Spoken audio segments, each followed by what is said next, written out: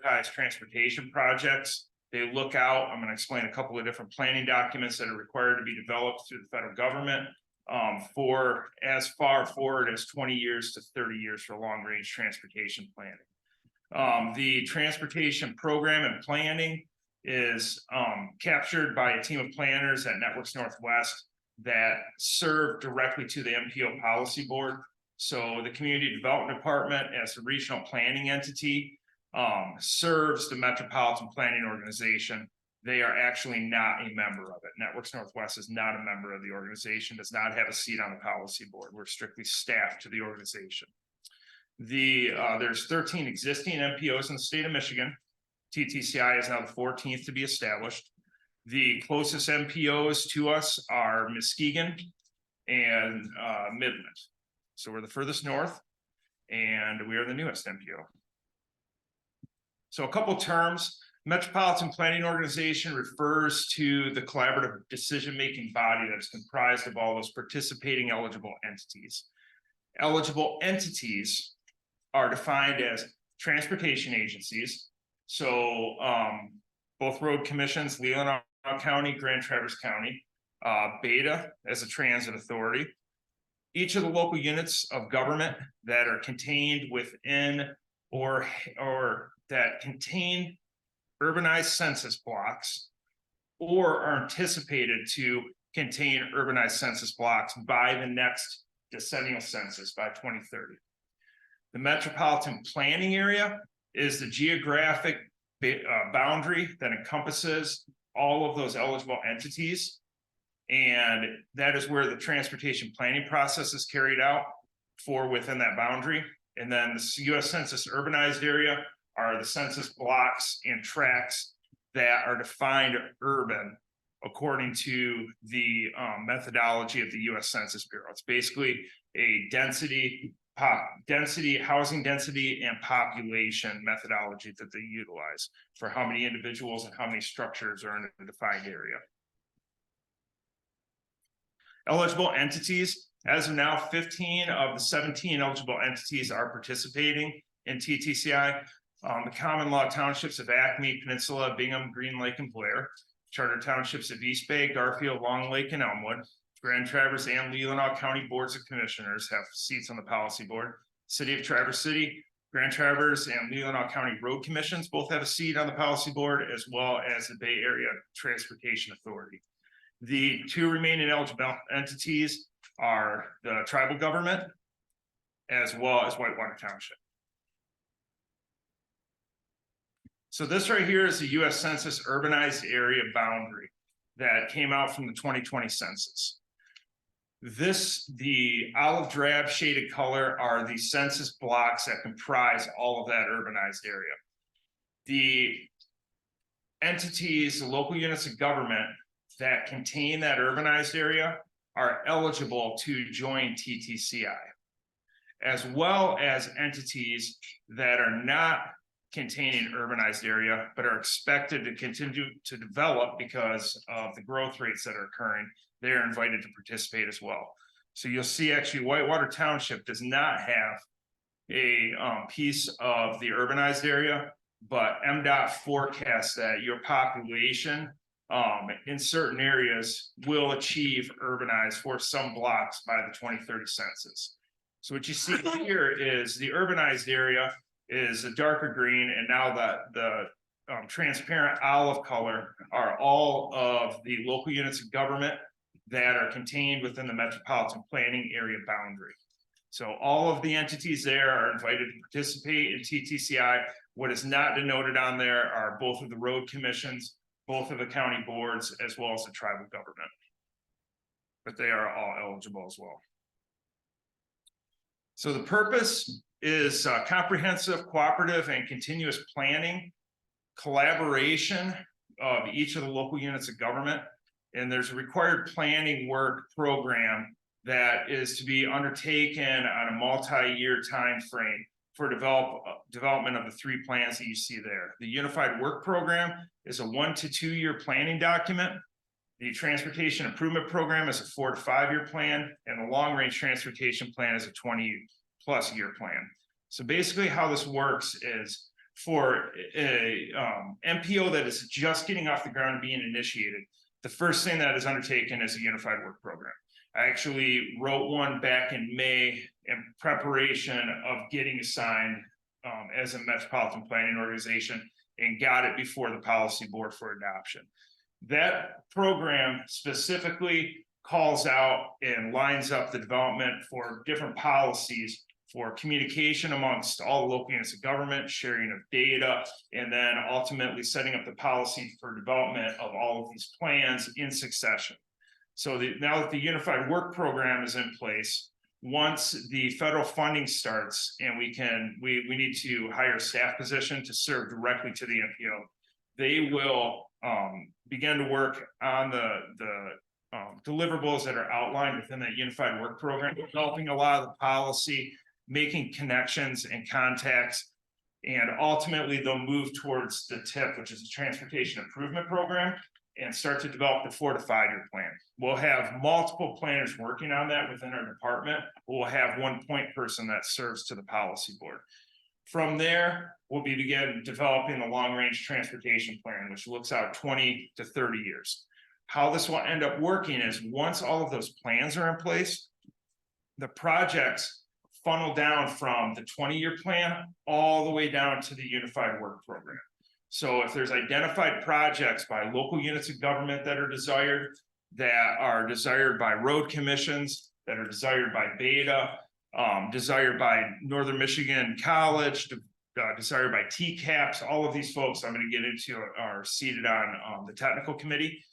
They can suggest transportation improvements. They go into that 20 to 30 year plan.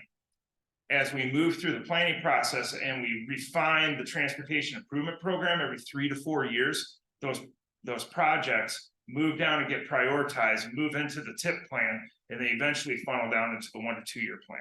So how this will work is, rather than what is occurring currently with road commissions and small urban funding, is they put together their prioritized list on a 1 to 2 to maybe 3 year basis, and then they plan out those improvements. We're going to start looking out 20 years, and it doesn't mean that a project that isn't in that 20 year can't get funded, but ultimately by trying to list all those projects in there, we can get more information, knowledge, develop cost estimates at an earlier stage, so we can start to determine how much expense each project is going to be, get prioritization for those, introduce those projects to the public, and give public comment on that. They'll slowly filter down to that unified work program, which is the projects that will get implemented on a 1 to 2 year basis. And then that will be updated with more projects every 1 to 2 years. And in essence, these plans are continuously morphing, they're dynamic, they're going to be adjusted and refined and revised every single year to every 2 years, depending on which document we're speaking about. Ultimately, it leads to the prioritization and then the project implementation. So the funding currently, the small urban funds that are allocated to the Traverse City area amount to about $300,000. That will be replaced by that small MPO funds, the $1 million number.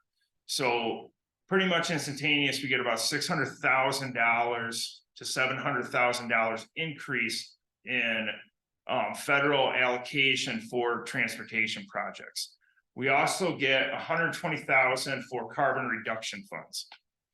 Carbon reduction funds can be used for vehicular or non-motorized or transit projects. The purpose of them is to decrease either the amount of vehicles on the road, decrease wait times at signals so that cars are moving more often and not sitting, lane improvements, sidewalks, crosswalks, all of those sorts of things are eligible. Beta will have a separate pool of funding that comes down through the MPO. So most oftentimes the carbon reduction funds are spent on either vehicular improvements or non-motorized improvements rather than transit, because they get a separate funding source.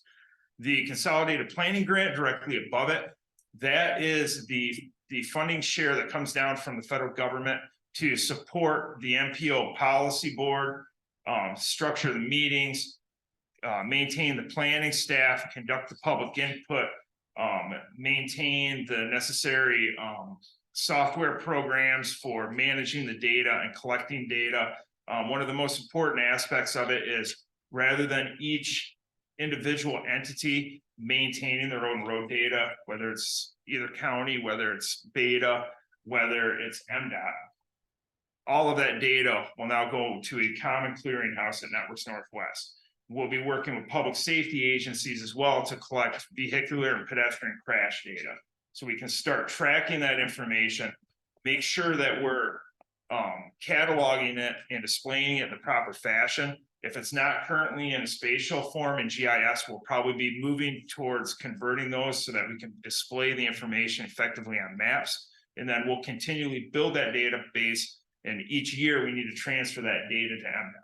So currently Networks Northwest handles like the transportation programs for asset management. So we conduct all the PASER road rating testing.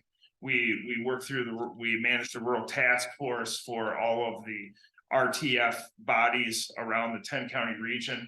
And we manage each of those processes effectively. This basically gets folded in as another process that's required through the Michigan Department of Transportation. Important aspect is, I don't want to forget that, is RTF funding is not impacted. So even though we get more funding coming to the metropolitan planning area, it doesn't impact the funding that goes to each of the individual rural task force. So even where a rural task force currently extended into a portion of what would be the metropolitan planning area, that funding doesn't get reduced. So that's one of the most important aspects to get across is we get more money no matter what happens. We don't end up losing money to our other programs, which is very important. So the structure is the overarching MPO policy board. These are each of the eligible entities. Those that have signed on have assigned a primary voting member to the policy board as well as an alternate. And then from there, there's an executive committee, which is the elected officers of the board. It consists of 4 officer seats. And then the technical committee. The technical committee is comprised of professional engineers from the road commissions, Beta, professional planners from the counties and the townships, as well as zoning administrators and other staff that those entities feel are important to serve on the technical committee. The technical committee is really the workhorse for the MPO. They're the ones who are going to be bringing the projects forward, holding significant amount of conversation, helping to shape those planning documents and get those projects in them. But then ultimately what they do is they just offer a recommendation of the policy board. The policy board is completely kept in the loop. All these meetings are open to the public and fall under the Opens Meeting Act. And they are able to attend the technical committee if they wish, but the technical committee will make their vote and basically send that information to the policy board.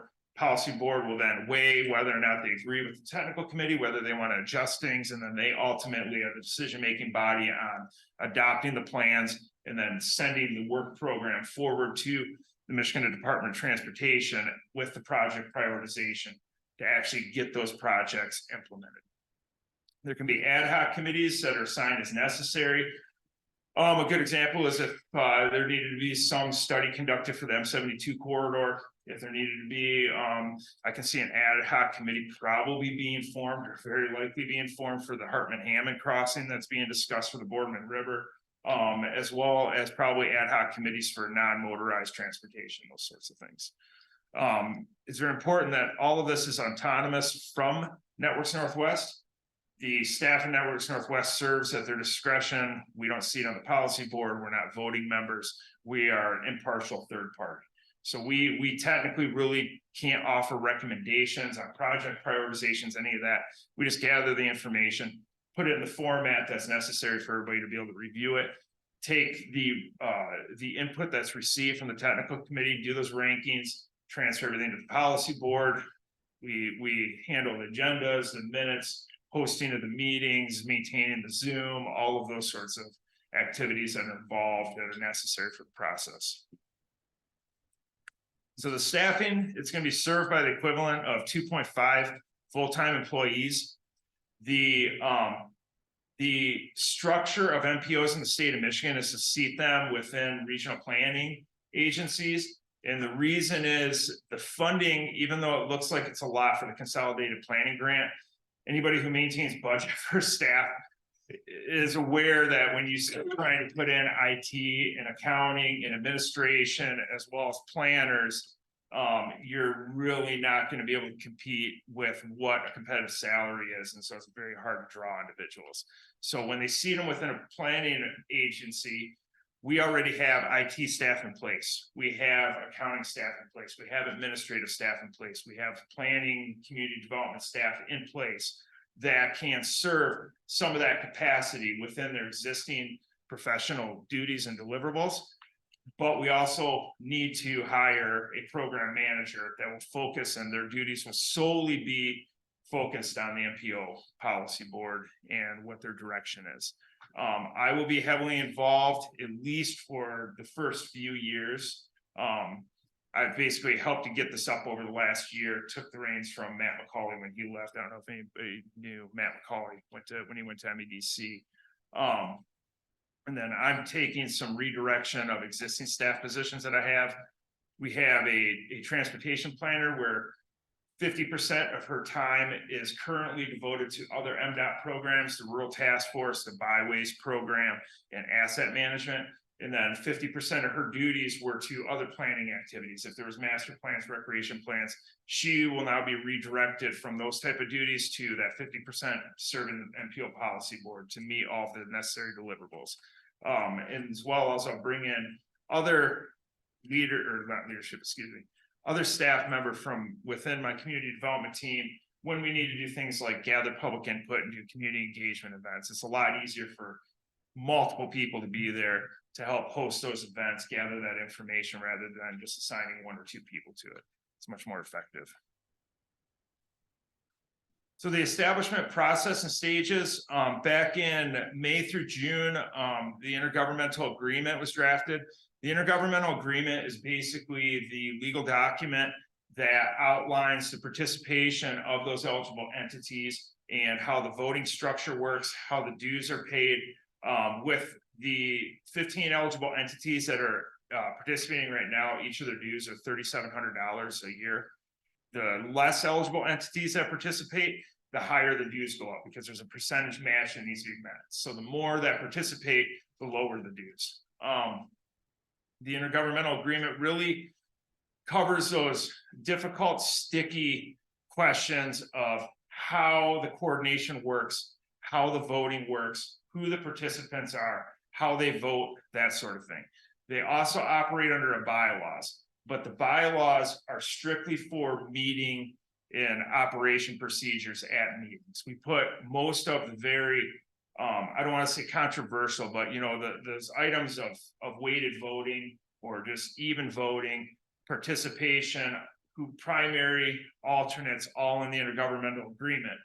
And how that intergovernmental agreement works is it goes to each of the respective governing bodies for the eligible entity.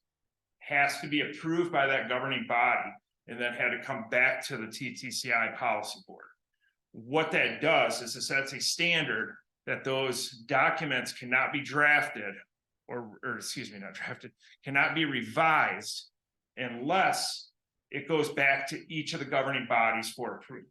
That way the policy board on their own can't revise the intergovernmental agreement. All of the entities that are participating have to agree to that. The bylaws can be revised at the policy board level. But as I was saying, those bylaws are just operating procedure, how the votes occur, how the election of officers occur, that sort of thing. Really simple tasks that don't really adjust how the makeup and how the board works together. The eligible entities reviewed and approved the intergovernmental agreements at respective meetings, July through September. Each of them had approved it by the time we held the September 16th TTCI policy board meeting. So at that meeting, the TTCI policy board, having resolutions from each of those participating entities, directed staff to turn those materials over to MDOT.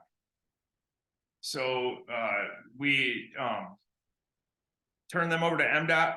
MDOT carried the intergovernmental agreement, the resolutions, the MPA boundary map to the governor. And I received a letter today that she signed designating TTCI. So where we are currently is we have a couple steps remaining. The Federal Highway Administration has to review our unified work plan, make sure that we're meeting all of the federal statutes that are contained, that outline what needs to be contained within that document. And once they give their approval, then formally will be recognized by the federal government, and then the process starts. We're anticipating that'll occur in about 2 weeks. One of the important things to note for this is eligible entities can come and go from participating in TTCI at their pleasure. So there's no time restriction on when an entity can join. I know Whitewater, you're included in the MPA boundary. You're not a participant right now, but in the future, if you ever want to be, you can come on board basically anytime. We just need to bring the intergovernmental agreement before the board, have them review it, get a resolution passed, and then you come onto the policy board. The same token, members that are eligible entities on the policy board, if they want to leave the policy board, they can simply resign from participating in TTCI, and then they're off of the policy board and they're no longer participating. So it's a pretty easy process to get on board. Is there a cost? The yearly dues are the only costs, are the $3,700. I have a question for you. It sounds like it sounds like this would almost take a full-time person for Whitewater Township to get it up and going and things like that. Well, is that something that you guys can? We will draft, we will work with you and to get the intergovernmental agreement so that your township name is in there, your signatories are correct, that sort of thing, and then come to probably present it to the planning commission and then go to the township board at an appropriate time and answer questions and that sort of thing. So in terms of your Whitewater Township or any eligible entity's commitment to the process, it's basically what you want to put into it. There is going to be 6 meetings a year of the policy board. The meetings last about an hour to an hour and a half. Some of them have only lasted 30 minutes, just depends on how much business. When we're dealing with the unified work program and project prioritization, I can see that meeting taking a bit longer for discussion purposes. And then there's the technical committee meets 6 times a year. So it's technical committee, and then the next month is policy board, then technical committee and policy board. And then in there, the executive committee meets 2 weeks before the policy board to help set the policy board agenda.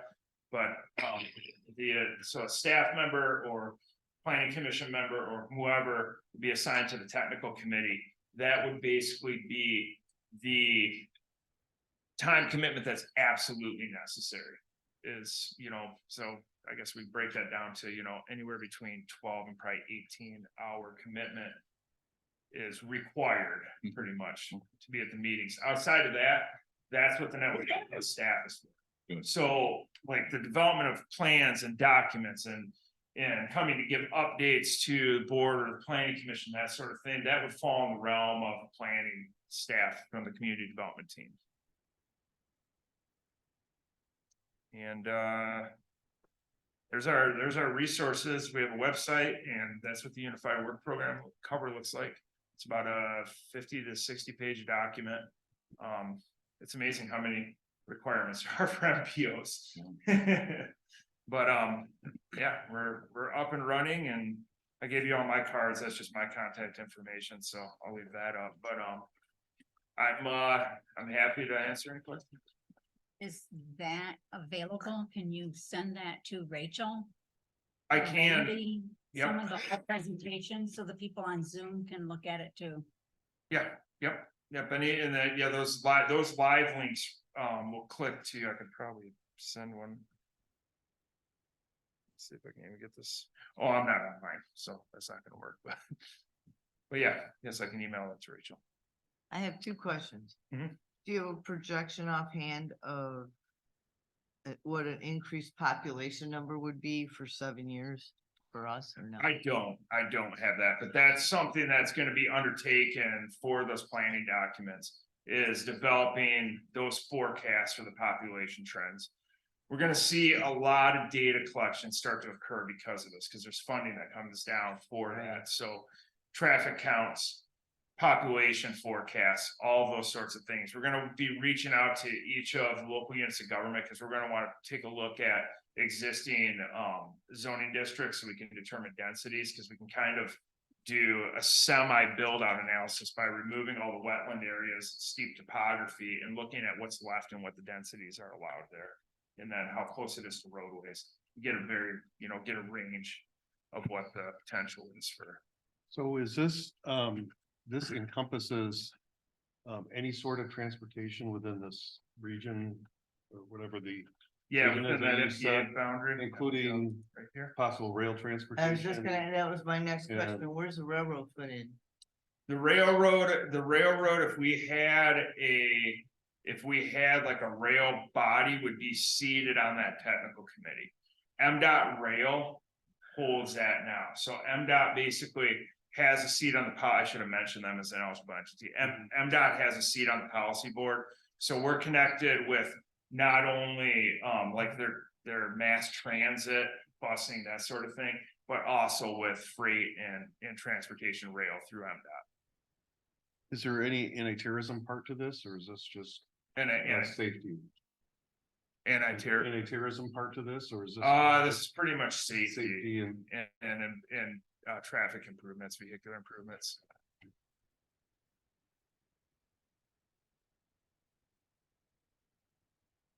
A couple of questions if the Yeah. planning commission is done.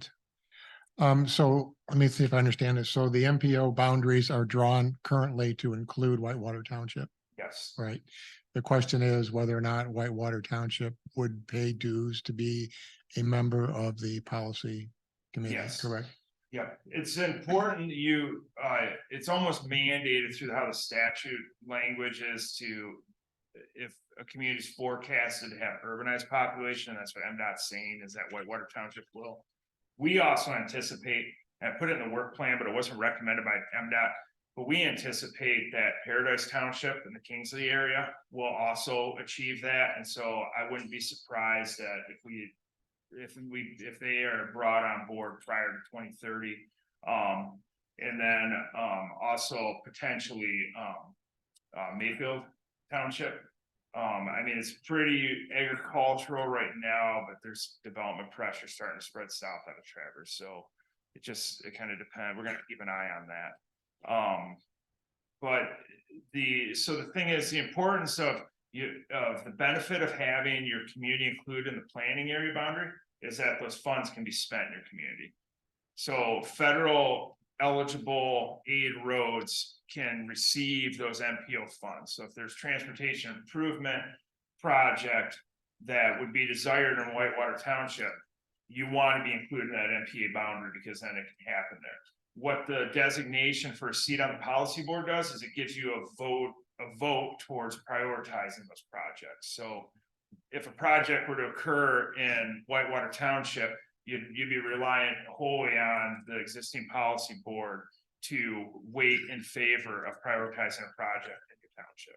So essentially the seat gives you a chance to advocate for the project in your Yes, yeah. township. Gives you a So- voice Yeah. at the Right. table.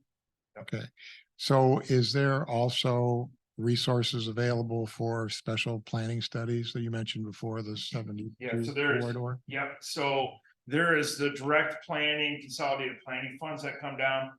Some of that will be directed directly towards doing things like traffic counts, doing surveys, that sort of thing. But it opens up a whole booklet of grant opportunities that are only available to MPOs. So I mean, that there's opportunity to get grants to do studies, but then there's also significant opportunity, I mean, to go after tens of millions of dollars for transportation projects, hundreds of millions. This is how bypasses and huge improvements are done in Grand Rapids or Detroit or Chicago, or those multi-million-dollar projects you see are because they have an MPO and they're writing towards those federal transportation grants to offset what would be typically just funded by the locals. So that those priorities would be also through the MPO then, right? As Yes. far as what rises to the top of a priority transportation, like a corridor plan for 72, which has been talked about. Yes, Yeah. yeah, so I mean, exactly, yep. So we're That's a concerned great about example of a development corridor and plan. access and all Yep. that sort of stuff. Yeah, so I mean, that's a good point is funds can be used to not just create new intersections, but you can close curves and pay for curbing, close curb cuts, you combine drive, you can do stuff like that with that type of funding. Or did you also mention that there would be some modeling going on as Yes, far as yeah, the so build we'll- out scenarios and the, Yeah, so we'll be doing a lot of modeling with MDOT for the transportation counts. Surprisingly or not surprisingly to all of us that live here, how fast we're growing. We're growing percentage wise faster than anywhere in the state. We're at conservatively probably 1 to 1.5% growth rate right now, which is astonishing for Northern Michigan. We're basically meeting what the growth rates were probably in the 60s and 70s when there was a huge influx of population. Then you can see it, then it just went stagnant through the 80s and through the 90s and the early 2000s. And now now the cat's out of the bag and everybody wants in Northern Michigan. so do you see a scenario wherein a proposed resolution comes to the Township Planning Commission If recommending it then to the board? Is that? Yeah, how if things if work? that's what's desired by the township. I guess I'm curious what's happened elsewhere. Is it? Yeah, so what initially occurred was, an initial resolution, which we would skip this part, but initial resolution just to participate in the discussion. And that occurred like back in late April and May, and it brought the entities to sit down and start talking about whether they wanted to participate. And everybody pretty much stuck around and said, yeah, we want to participate. So after that, we started drafting that intergovernmental agreement and determining what pieces of the policy for the formation should be in the intergovernmental agreement versus the bylaws. Separated those two, got that intergovernmental agreement to a draft point, got the bylaws to a draft point, brought them to the TTCI policy board, the June meeting. There was a lot of discussion, some noted revisions came out of that meeting. Staff went back, made those revisions to those documents, sent them back out, and then staff went and attended each of the governmental bodies meetings to answer questions and that sort of thing.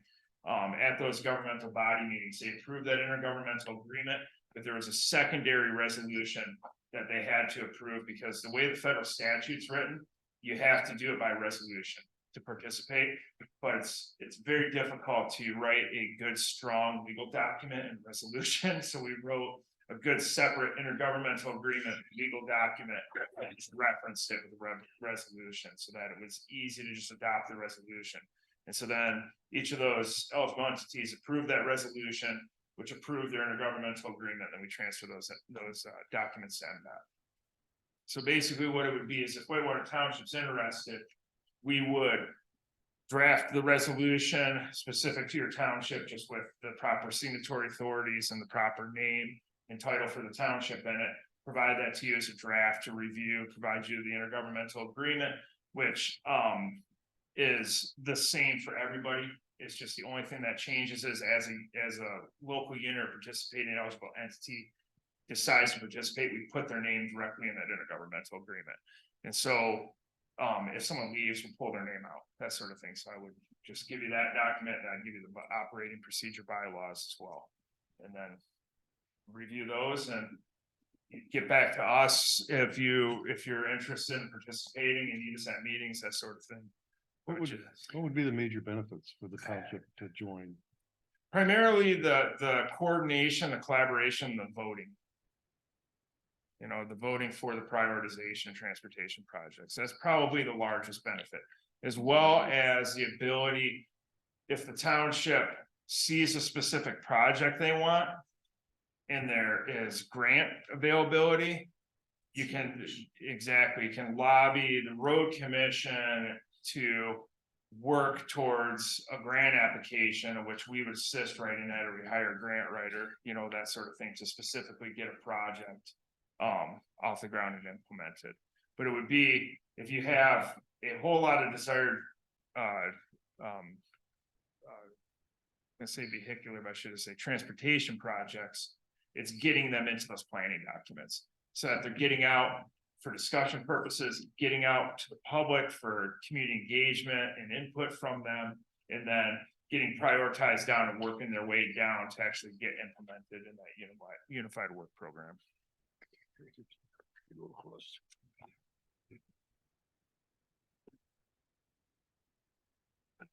And in We are your, not currently a urbanized area.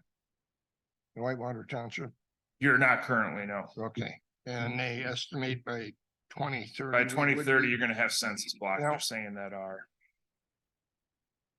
I guess say what are the advantages that the urbanized area has over us? In other words, they're gonna get all the money and we're not gonna get anything. The transportation, so the way I put it is transportation projects can be developed anywhere within the MPA boundary. They don't have to be, there is some specific funding that needs to go to the urbanized area, but the grants and the vast majority of the funding can be spent anywhere in the MPA boundary. For a lot of us, me, for example, I live like southwest of Green Lake Township and Marilla Township, northeast Manistee County. So I've been expressing it to all the local units of government, particularly when I'm in Traverse City and I'm in Garfield Township and I'm in East Bay.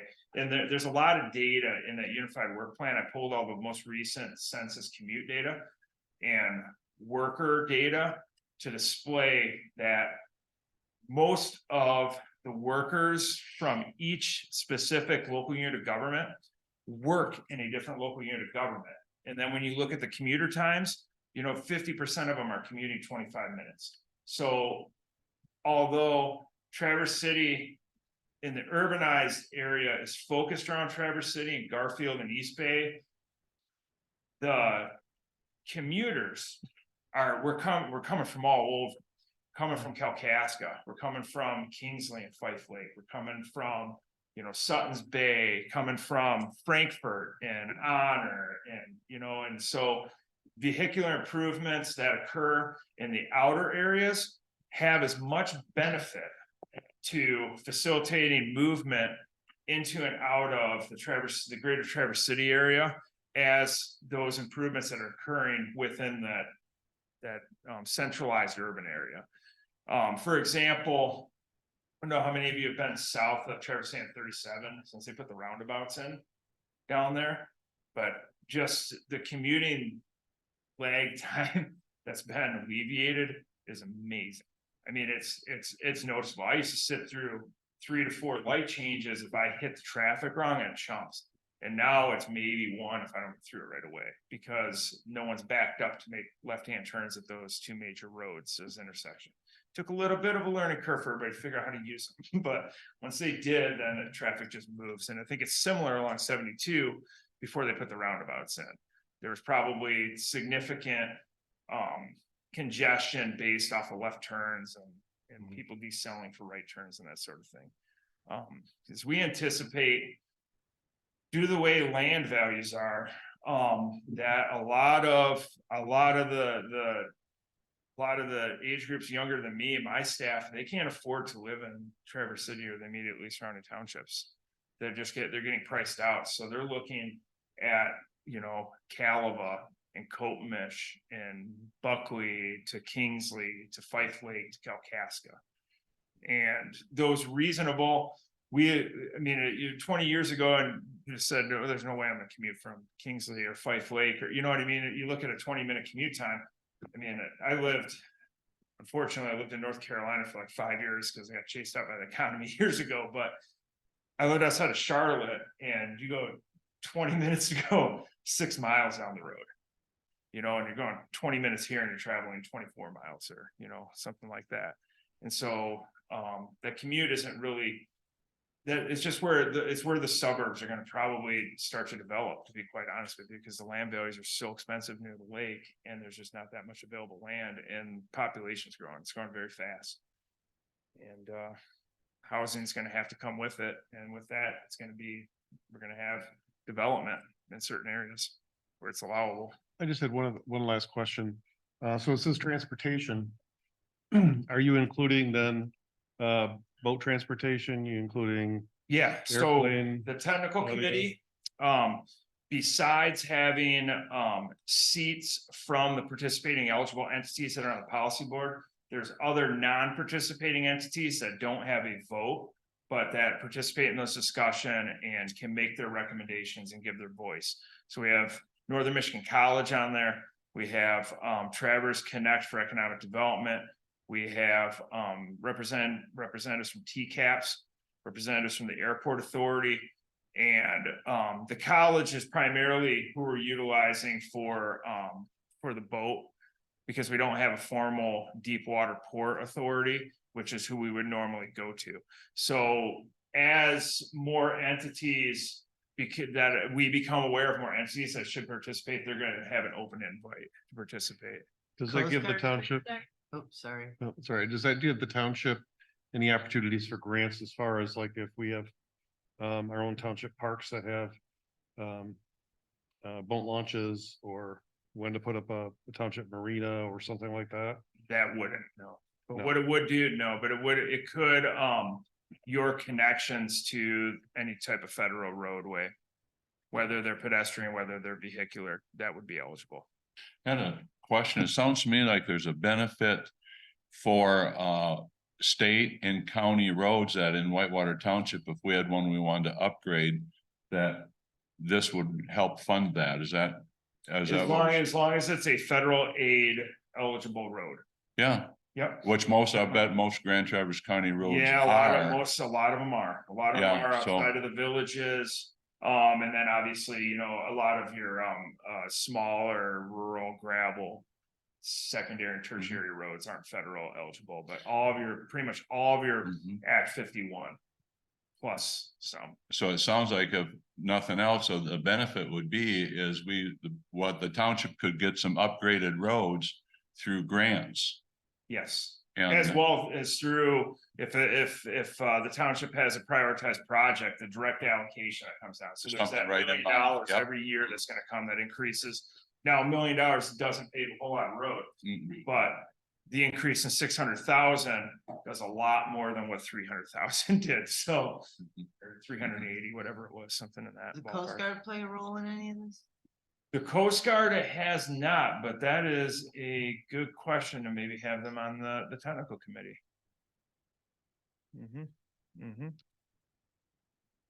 Like that, I'll take that in strong consideration. I'll make that contact. So what's the next step for us? The next step for you would be just to notify us if there's interest. And what we would do is we would start revising the documents so that they're tailored for you, and we'll transfer them to you. And we can transfer them to the planning commission as well as the township board at the same time, or if the township board would like the planning commission to just review them first, give their thoughts, and then what would occur eventually would be a formal adoption at a township board meeting by the township board. So what we would need tonight, would we need a motion, or would we want to discuss it more, or what would we want to do? My opinion would be, I guess we should look into this a little bit more before we bring a motion to it. Okay. Talk to Rachel. And I was just thinking about the timing too. We have a joint meeting with the township board in November, There you go, November, bring it on, November have 9th. it ready to go. Yeah, put that on. That's already been scheduled and see what their So thoughts we- are on it. that would be a good opportunity to discuss it more fully with the township board. And if they feel inclined, they could act then. Yeah, that whatever time frame works for you, would work for us. I'm going out west hunting for about 10 days towards the end of the month, so. I've got limited time frame and a lot of stuff to do, but I've got staff and we'll definitely meet whatever is necessary, so. So just in summary, you're telling us that the pot of money is potentially significantly larger that we can go after for transportation projects. And if the township decides to go into the policy committee, then we have an opportunity to advocate for the projects that would benefit Whitewater Township. And then also if if you were to join on and say, you know, after a year of participating, this isn't for us, not that I think that would ever happen, but there is an easy out. It's just, you're out and there's no penalty. So it's, Well, the joint meeting is November 9th. So probably discuss that and get back with you after that. Is there some draft documents we can get beforehand? yeah, I can send you something. Yep, certainly. This- You gonna send it to Randy? I will. Yeah, sure. You like you Okay. said? Sure. Yep, I'll send unified work program document as requested, as well as the intergovernmental agreement and bylaws. And I'll give you the draft resolution too. Okay, awesome. Is there a deadline of any sort, or can we join at any time? You can join at any time. Okay, so that's not something we have to do right now. We've got a full platter. Yeah.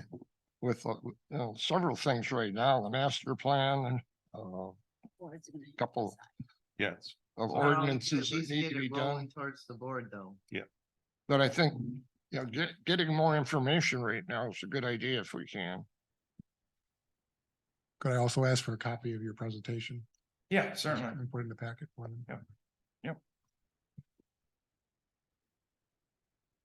Write this down, so. You better, because the lady that usually gives you the cheat sheet's not at the table.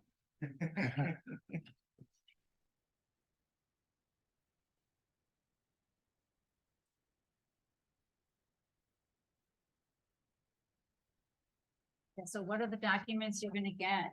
I can help Rachel with that, put it in minutes. The unified work plan.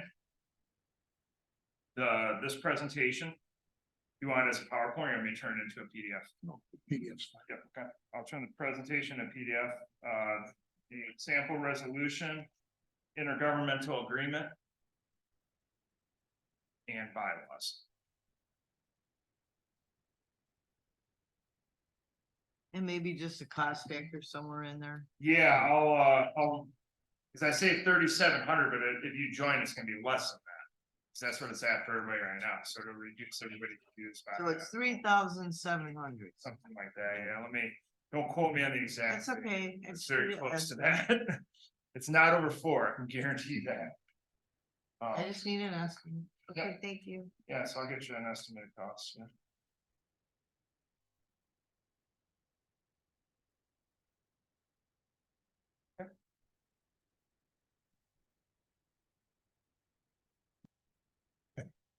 Thank you. Oh, thank you. And you got my contact information, feel free to reach out at any time. Ace Ranger, sorry. Yeah.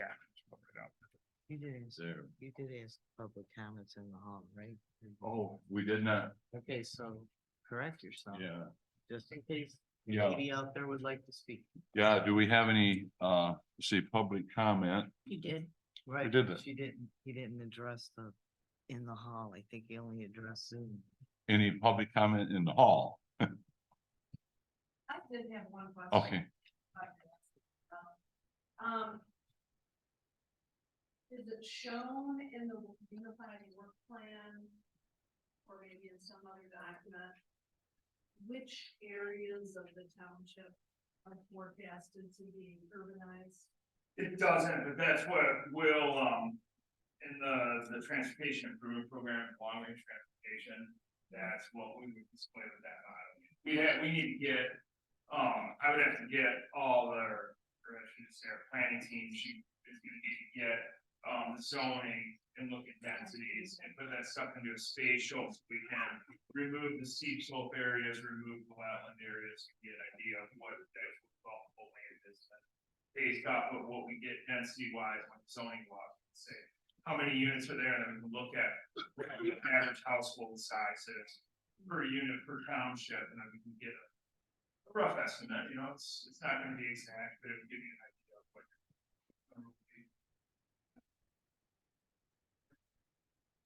Yeah, you'll still, township has absolute authority over all of that on your densities, how you want to dictate, this is gonna help with the transportation. Thank you. My pleasure, thank you. Everybody have a great evening. Okay, the next thing was, to see approval of the minutes of September 6th. And September 15th. And September 20th.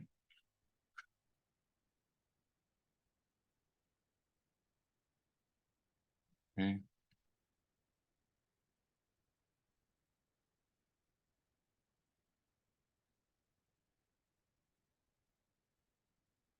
Okay, are there any corrections or changes? I had one to the minutes from the 15th. That Okay. was the first meeting I attended, and under the section where there was discussion about the request for a budget amendment and trying to provide an updated submission to the township board. I agreed to help Rachel with that, which I did, but I did not agree to attend the meeting. And I believe the notes say that I agreed to attend the follow-up board meeting. And I did discuss that with Rachel, and that correlated with her notes that there was discussion about somebody attending the next meeting, but there were no volunteers. And where is that at? I did not bring my copy with second me. page. Are Which you date? talking about September 20th? September 15th meeting. 15th was the Special meeting. special, You're talking about. It the- was at the special meeting. that's the ROS committee meeting? No, Um, was it right? That was the 15th. Then the 20th. Then the 20th. Yeah, 20. Or maybe it was the 20th. Yep. Yeah, I'm sorry, I didn't, Is I it- highlighted it on my packet, but didn't. That's page two. Spreadsheet. Yes, Okay, so So somehow will page two. present at the TV meeting if they have questions at the meeting. right. So X that out. Yes, please. All right.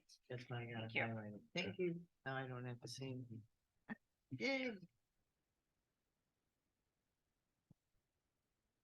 After that correction, I'll move to approve minutes. Okay, I'll second. okay. A motion to approve the September 6th. 15th and the 20th draft. 20th as amended, yeah. And roll call, Valmuth, Yes. Jacobson is not available, Robel, Yes. Steelman, not available, DeYoung, Yes. Slopsima, Yes, Keaton. Yes, Thank you.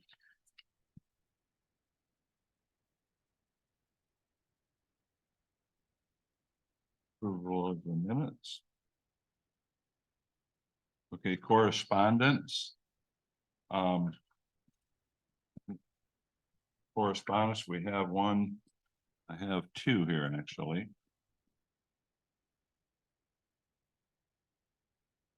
Oh, just one. Okay, correspondence, it's from Vern.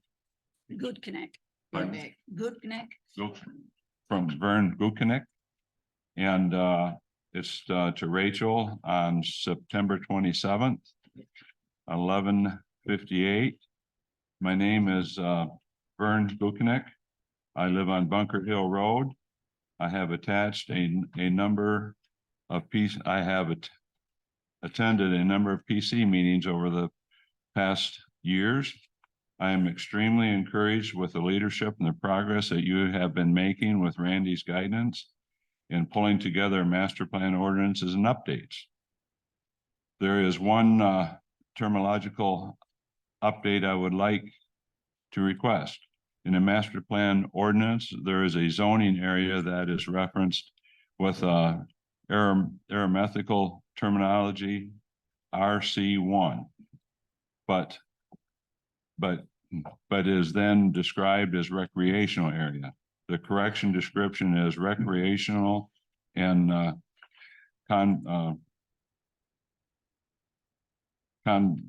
conservation. There we go.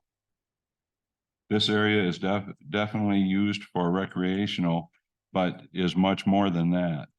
It is where 100% of the hunters flocked to ATV, snowmobile enthusiast. Love along, love along with horseback riding. It is also where the Vasa Trail is, and the cross-country skiers, runners, hikers, mountain bikers, walkers, and naturalists enjoy, and where they part from the annual Iceman Cometh course. It is also where we have the Sands Lake Quiet area, along with many other beautiful natural areas that we need to conserve and protect. I know we have abbreviations, many of the zoning areas like ag, corn, com, RES, et cetera, but in the documents where we spell out zoning areas, agricultural, commercial, residential, et cetera, RC1 is still identified as recreational. Can you please update the appropriate areas in the master plan and ordinance to correctly identify RC1 as recreational and conservation? Again, I greatly appreciate all the progress that the PC has been making this past year, sincerely.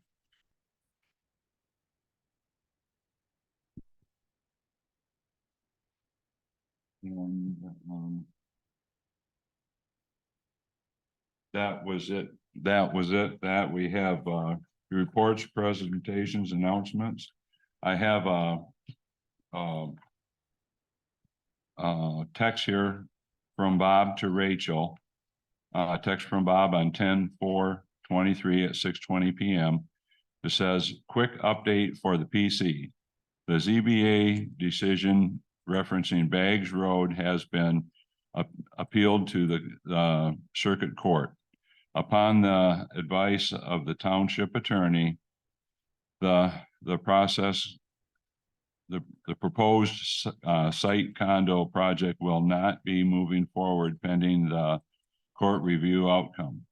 Great work on the master plan and the zoning by all involved. What progress?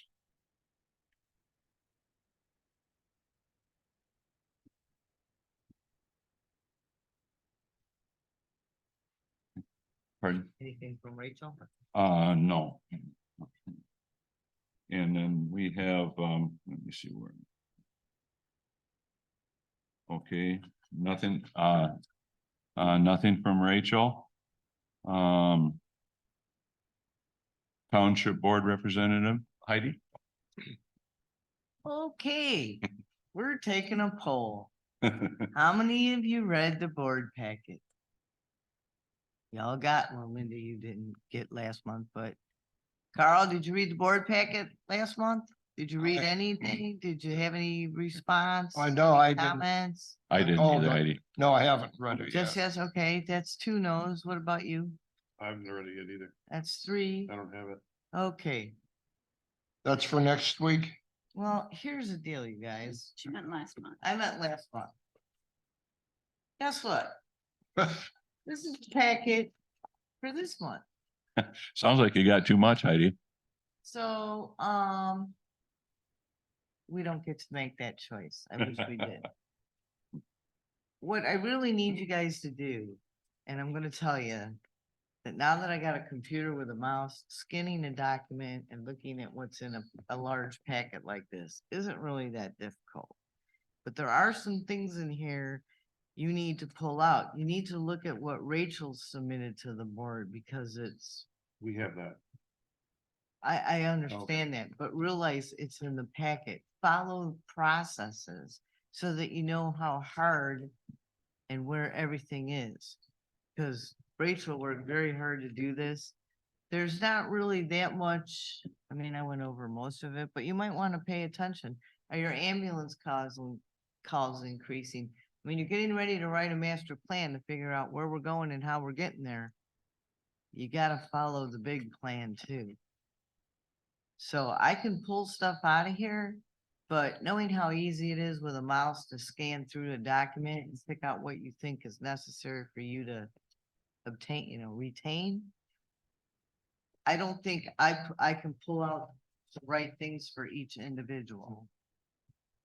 But so, right, Carl? I mean, let's talk about this. I try to attend by Zoom as many of those meetings as I can, and, I will try ahead of time, I can't always do it, to read part of the package, but like I say, when it gets to be hundreds of pages I long, get it, but a lot of this stuff is easy, you know, a lot of it's financials and stuff, so you can just scan by Yep. those if you don't want to, but the clerk also put a very good presentation in here as why we're asking for $25,000. So you can't really come to a board meeting and support everybody at this table if you haven't read anything in the packet. Well, I guess that's not true because we have read what Rachel has. put Right, in right, there. I We get just not that, have but read the rest of it. haven't read what the clerk's put in here, haven't put it all together is what I'm saying. I just want you guys to have a good full picture of what you're up against, what's coming, and that way there's no confusion. It kind of cuts your homework down a little too, because you at least know a direction that the board is going, or if your stuff even went somewhere. If you need to do more homework, if you submitted something at the board level. That's the only reason why you have to really read the packet, is to see, is everything moving, or am I spinning my wheels with the project I'm doing?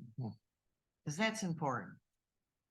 I try to, as much as I can, listen to from 9 o'clock to about 11:30 or so, to get all the input from the people that come and what they said, and then the initial reactions from the board. And when but I can't make every one of them, but, Oh, I get it, that's why. but I've been to I think the last two I've listened to. Okay, anybody else have any other comments? Linda, I know you were using most of it, so. Usually. Al, can we get you to step in and help us read it too? Or What's that? make a better effort to try to go through the packet? To go through it? You know, Really ignore it. well, we're not ignoring it, but people, you know, a lot of people that don't have there might be a time thing. They don't have time, so. I don't care if you're 2 months behind reading a packet, take it on vacation with you and read it in the sun, but you have to stay in tune, or the. I think I'm we're doing a trying to pretty get- good job myself, I, Heidi. I understand that, but we need to make sure that we don't give out misinformation because we failed to read. I don't think we will, but I also don't think, Al, I'm just The- asking you if you it- find time to put it in your schedule. and I think we've replied. Mhm. Okay, I'm not asking everyone. Yeah, I've already got him, I got him. I'm asking you. and I said, if I can get to it, I will. Okay, awesome. And that's the way it's always gonna be. If I can get to it, I will, and if I can't, it won't. I'm just saying that I can't pull out, I can pull Oh, out yeah. little things, but I mean, yeah, it's no problem for me to look at it on my computer. I do that. Also, but more often I zoom in on the meeting. I had a real problem last time. I came to the meeting because I couldn't find it. And that's because it wasn't the top thing on that date. It was about 6 down. I right, don't know why that can't be put in the right order for the day and the date. In fact, I called Ron Pop and said, why wasn't the Zoom information there? And he told me it was. I just didn't look way down. That's my fault. I know well, better now. maybe, okay, here's a solution for that. Lois, if I send, when the packet comes, hits my email, if I send it to you, can you pop it out to everyone? Would you mind doing that? Board packet, Yes. send the link. Can you do that? You just send everybody the Well, I link. can, okay, whatever. I'll do it. When it comes out, I'll send it to all of you. I just was gonna keep everything in the same chain, but it's okay. That's your position. Okay, okay, Mrs. Secretary, thank you. Okay, Carl, was there, was you done, Heidi? That's all I have right Okay. now, except I will give a report about the Networks Northwest. I'll give a report about how well, if we have a discussion about the open house. And I'll also make sure that they have reviewed the updated chapters 1 through 4. Okay. And if anybody wants to add anything, let me know. Okay. Oh, Carl, was there anything from the ZBA? No, other than what Bob, Paul said, that they are appealing our decision at the ZBA. So Okay, I didn't know that. I thought it was gonna happen based on their letters to the Elk Rapids paper. okay. Should we move on to unfinished business? You don't have anything under E for additional? Let me see. Oh, any additional items? No. No. Okay, just Oh, checking. oh, Anybody thanks, Lady. else? Thank you. Randy? Okay, unfinished business, master plan, ROS, open house discussion. Um, I'll just mention a couple things. okay. Our next meeting is October 12th at 9 AM for the ROS meeting. I do have a note here, email from Barry Hicks. I'll just quick read it. Hello, everyone. Barry Hicks is the Mike. that's I have a note here, email from Barry Hicks. And he was the one to help organize the master plan outreach that we did. He says, hello, everyone. I do not have the entire ROS committee's email, so please feel free to pass this along. I think the open house went well and that we had a good turnout, about 80 people. Hats off to those who helped spread the news and the word. There's a bit of work to do on this end. However, I wanted to let you know that I am at a conference for most of this week, will not be able to advance the project much until next week. Regardless, we will remain on track for the November meeting. Randy and I are planning to and getting together Tuesday, October 10th to plan out our next steps. We also plan on meeting with the ROS the following Thursday, October 12th, to start getting things in order for the upcoming session on November. Thanks again for your help last week, and we'll be in touch soon. Barry Hicks. Anybody have any comments on how it went? Well, I thought it went great. For one thing, I think we had probably closer to 100 people there because there were a number of people that I think came in pairs, husband and wife, only one signed in. So it's quite possible it was more than the 80 or whatever signatures we had on the sign-in sheet. Every comment I heard back from anyone was good and positive. I think it's a relatively new experience for Whitewater Township to come to a meeting like this. From what I understand, it's not been done before as far as the past master planning efforts. I want to mention also that part of the responsibility that Barry has is to produce a summary of the event so that, and we did that on purpose because we wanted an objective third party to do that, to review this, what was said. So there's nobody saying that, hey, we're just pick and choose what we wanted to hear. We have somebody from the outside, much like Networks Northwest did with the survey, so it's. Does he have a deadline for that?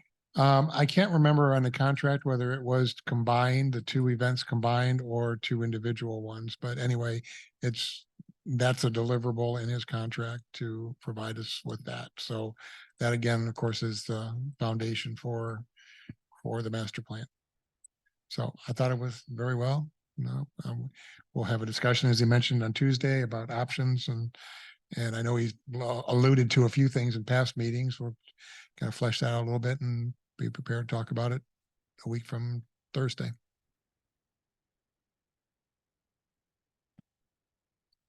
What did other people think? Well, I agree that a lot of that went very well. And I had some interesting conversations with people that we disagreed, but we had a good conversation. I understood where they were coming from and, I hope but one of the things that bothered me is so many people think that if it isn't specifically mentioned in a ordinance, it's legal. They think,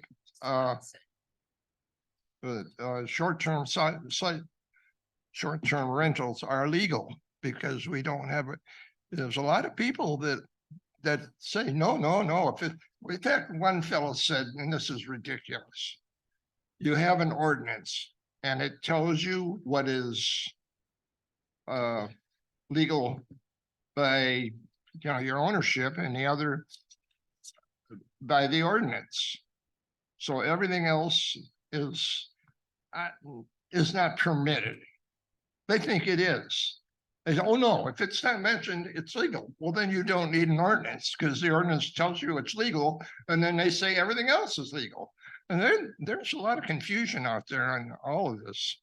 So they think because it's not clearly prohibited, it's allowable. Well, It's the- kind of like you didn't prohibit Well, you- a pink trash can, so I can have a pink trash. Well, can. the other thing is, when you say uses, somebody want to make a use that didn't exist previously. So it can come to, the planning commission to, give them a variance. So wait a minute, this is something we never heard of before, but it would fit into the general area. So it can be given by variance, then it's up to the commission to update the ordinance, say, hey, we've had this new thing is here and we've given some variances. And it's up to the commission. Now we'd like you to, tell us what we should be doing and put it into the ordinance. Or, if it shouldn't be, then tell us that. But there's a lot of people just think, hey, there's no ordinance, I can do whatever I want. And I heard that from quite a few people that they just don't know about ordinances. So, Well, some of those people are operating on the fact that they have attorneys that are telling them that they have a leg to stand on. So, where do you go with that? Yeah. That's something that we're gonna have to discuss in the ordinances when we get to it. and we don't have any enforcement, so. I think especially the example you're using regarding short-term rentals is confusing to a lot of people because in our general community, there are communities that are clearly prohibiting it, clearly stating it is prohibited, not just not having something written. It says it's prohibited clearly, and it's not in a newsletter, it's in the ordinance. And then there are other communities that are allowing it, however, limiting it. And so I do think that Whitewater Township, from what I know, is a little unusual in being very gray on this. It is not clear to the average guy and just go on VRBO and look and see how many rentals are on there. And that will give you a feeling for how confused people are. Especially when they can't find the rules or anything posted on the internet either. Well, I was told by Kim earlier that and somebody else too, the state of Michigan is, the legislature is considering short-term rental legislation that would override ours. Yes. And being pushed by various groups, real estate, and so that was maybe one of the reasons it wasn't a high priority. But it's certainly something that is going to be, but I don't know how far along the legislature is in their regulation. It's been around for over 5 years. That gives you a clue. They've been talking about it. And there are pieces of legislation saying it should be openly allowed throughout the state and no local government restriction. And there is legislation that says that the local communities have to control it. I mean, and again, I think it's kind of gray at the state level. It's a little gray. I agree with you. I think it is too. And, that would be one thing that while we're doing this, maybe that we could clean up. I think that Yep. question was on the survey, wasn't it? not? Yes. It Yeah. was, and interestingly, it was split. Yep. And I'm not surprised, Yeah. and I think most of us can see both sides of the argument. Yeah, there are Nobody wants an out quite a of few people control for rental it. next door to their house, okay? many people need some extra income to help pay for their taxes. Question on this is, so if somebody wanted to do a short-term rental, brought this up because of something Carl said. Could they come here and ask for a special use permit? They could not. Nope. No. And here's another. Why thing. is that? No. Township board can't put it on. It's the not ballot. listed as a special use in any zoning district. It's not listed, it's not mentioned at all. In fact, it's not even defined what a short-term rental is. So what recourse do they have to come to? Amend the ordinance. But They they can have write to their wait, own- they they have to can wait write for their own us to do that. ordinance. No, they can Well, write their own. they can propose a text amendment to the zoning ordinance. In fact, I thought that there was some interest in somebody doing that, like 6 months ago, maybe a year ago. Have we defined what a short term is and a long term? There No. needs to be, that needs to be clearly defined, so I know. Well, what I mean, is to a short-term rental 30 days? Is it 2 2 weeks? weeks? Is it a Is it day? a Yeah. week? And then if it's rented for 60 days, is that no longer a short-term rental? I've seen that the general definition is less than 30 days. Yep, and that's the common one, and that's what was in the state legislation, Mhm. was 30 days, but that, you won't find that in our ordinance. Yeah, because I don't think you want to get into the month-to-month rental thing. And again, there's other townships have ordinances and you can look at and see the differences and Mhm. Now, there's a lot of creativity in what they've done as far as limiting the number of short-term rentals Yeah. in a township, licensing. Yeah. Fees being paid to the township for, I know on the last station that I had there, there was a lot of discussion about it. A lot of people like You got talking beat about up it. pretty bad. I didn't get beat up at all. No, but I mean, was just- everybody was right. beating each other up pretty bad. Some wanted it, some didn't. Right, I don't think anybody was beating anybody up, but it was definitely a place that they felt that they could at least put their view on, Mhm. I and think they that's felt good good. about it. I think that's right. exactly what you want to find Yeah. out, is how people come down on this. I think there's a couple issues here too, is that I know of I suspect a house not too far from me was purchased, fixed up, and is nothing but a short-term rental. The owners of the property don't live here. They live somewhere else. They bought the house Yeah. specifically to rent it out on a short-term basis. there's one There's no, couple, yeah, there- there's there- one a couple doors from me. It was specifically bought. there's by no some other mailbox people. there because Yeah. nobody gets mail there. Yeah. But, you know, that's, you know, not the only one that people thought that any ordinance, if it's, you know, not specified in there, it's legal. And it's just the opposite. Well, it's interesting you say that because I was at the state planning conferences going on at Grand Traverse Resort right now. And I was there today, and a couple of attorneys were there talking about some major litigation going on at the Supreme Court level, the state Supreme Court and appeals courts. And they were talking about exactly that, where uses that are not listed specifically in a zoning district, are they prohibited? Or are they, or if it's substantially similar to something that's listed there.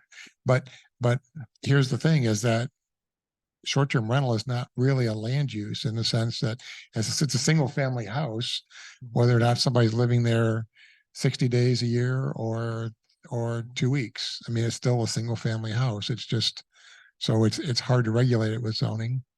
And that's why some places I think have gone to the issue of licensing, where they have an ordinance and they give so many licenses. If you don't have a license, then you can't have a short-term rental. And That's a dumb question. Does our zoning ordinance specifically allow people to rent their residential property? it doesn't say that? anything about renting at all. See my point? So they could say, Here, you get what That's you right. get, No, which Right. is we you don't get have- non-compliance and frustrated people. right, Yeah, They get we pissed. don't have Well, an here's a ordinance for it. Rightfully so. and there's no Here's answer. a clarification, because a lot of people the other night in the room were asking about, can we put it on the ballot?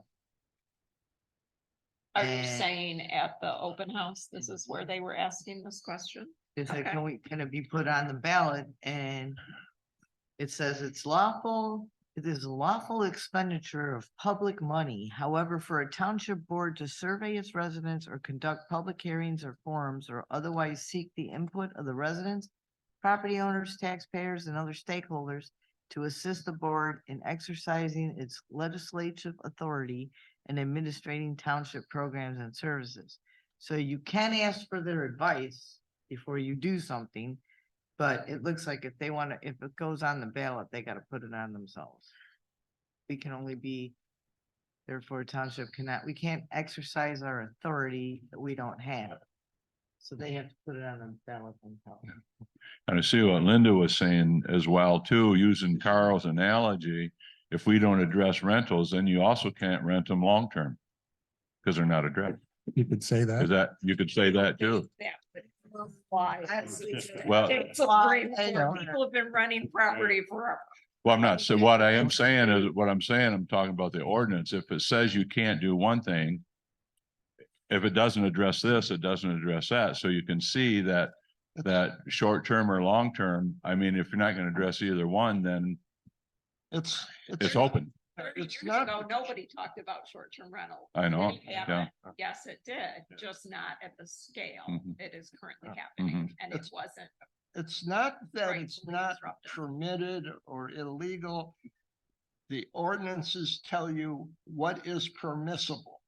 Anything is not there is technically not permissible without going to the planning commission and getting a variance, because like I say, new things come up that we never thought of, that it may be in one area, would be fine, in another area it wouldn't, and we have to address that.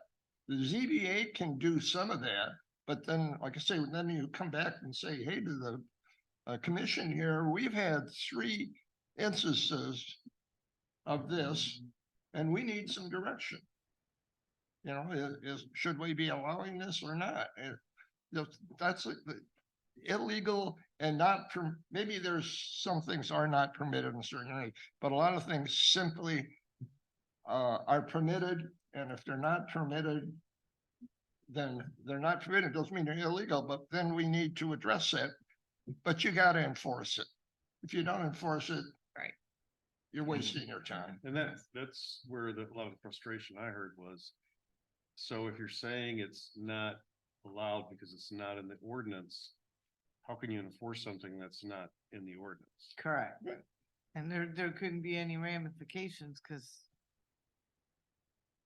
No crime's been committed. exactly, I think it's fuzzy at best.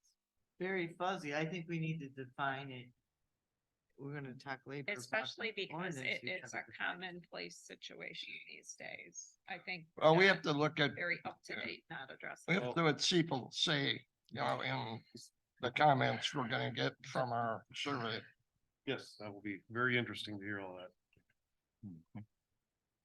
Okay, So go ahead, Pete, I'm go ahead, just Ray. gonna say, the board met, and sorry I couldn't be there, had a friend that passed away in a motorcycle accident, but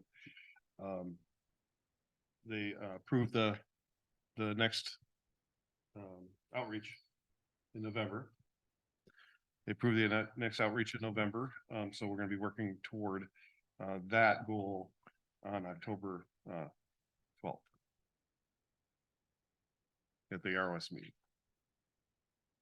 I guess, is there anything else you can think of, Randy, that Oh, the outreach is when? November, Well, the committee meeting is the 12th, next Thursday, no, the last outreach meeting, 7th. It's no- Yeah, November we said 7th, November yeah. 7th. Yes, yeah. Yes. he said 12. At, No, October 12th is our meeting, our yes, ROS meeting. same place. Yeah. And people were given a little slip who attended this to thank you, Lois. Or Heidi. What? Making those slips was a good idea so that Oh. people who attended could, I was handing them out with cookies. Yeah, those slips were a Yeah. great idea. I was handing out Halloween and those. I ran out of. I guess that's all I have, Al. Okay. Okay, let's see, review of our updated draft, chapters 1 through 4. there were a series of changes made and that was posted at the last meeting. It's probably half a dozen planning commission members or others brought minor changes to the first 4 chapters. So those were made and are posted, and that was available at the workshop as well for people. And they were told where they could download it if they want their own copy. But there could be more edits to this as we go. There were things piling up as far as small changes. I had like 2 major questions because I hadn't read it before. So my first one was, like on page 28, and it was where you talked about, Williamsburg, and you made a statement in there in the paragraph that basically Williamsburg is Whitewater Township. And I happen to, actually have a friend that used to work for the post office.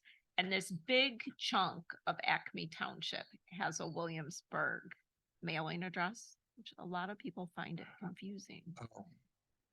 And I found out that actually Acme Post Office, like if you address something to Acme, Michigan, you can only do that if it's a PO box. They have no rural delivery. Cause they're a That's satellite, Williamsburg. cause that's, Yeah.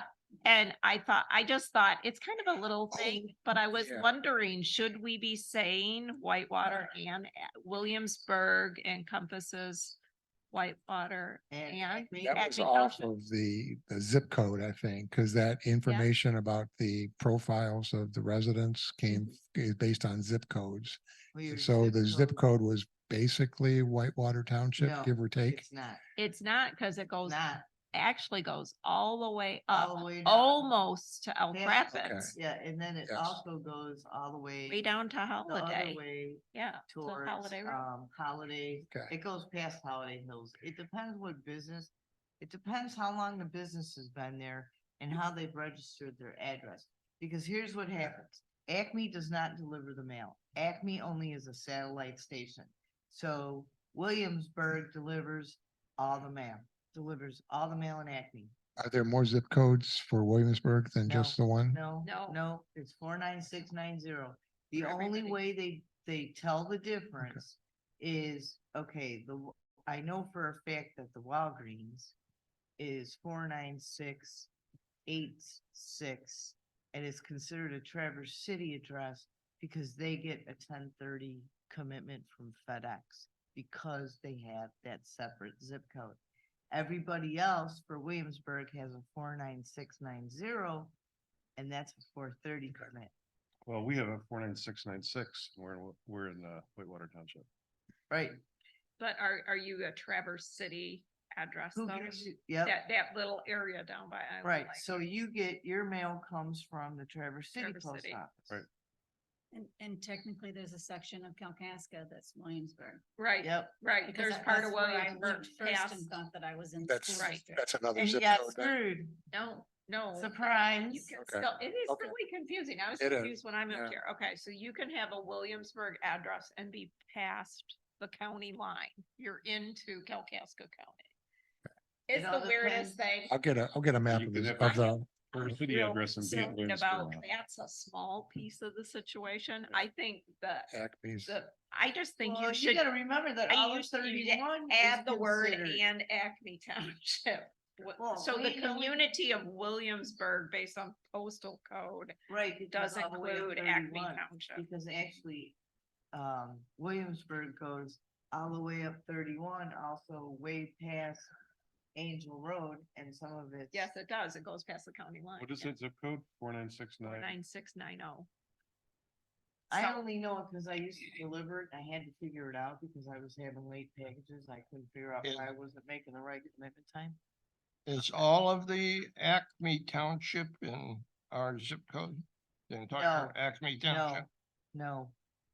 Well, then, what's My the point of? My point is if you just say Whitewater Township, you're probably missing like 40% of the people that have a Williamsburg address on their mail. But, And I think if you include Acme, then you've probably got 95%.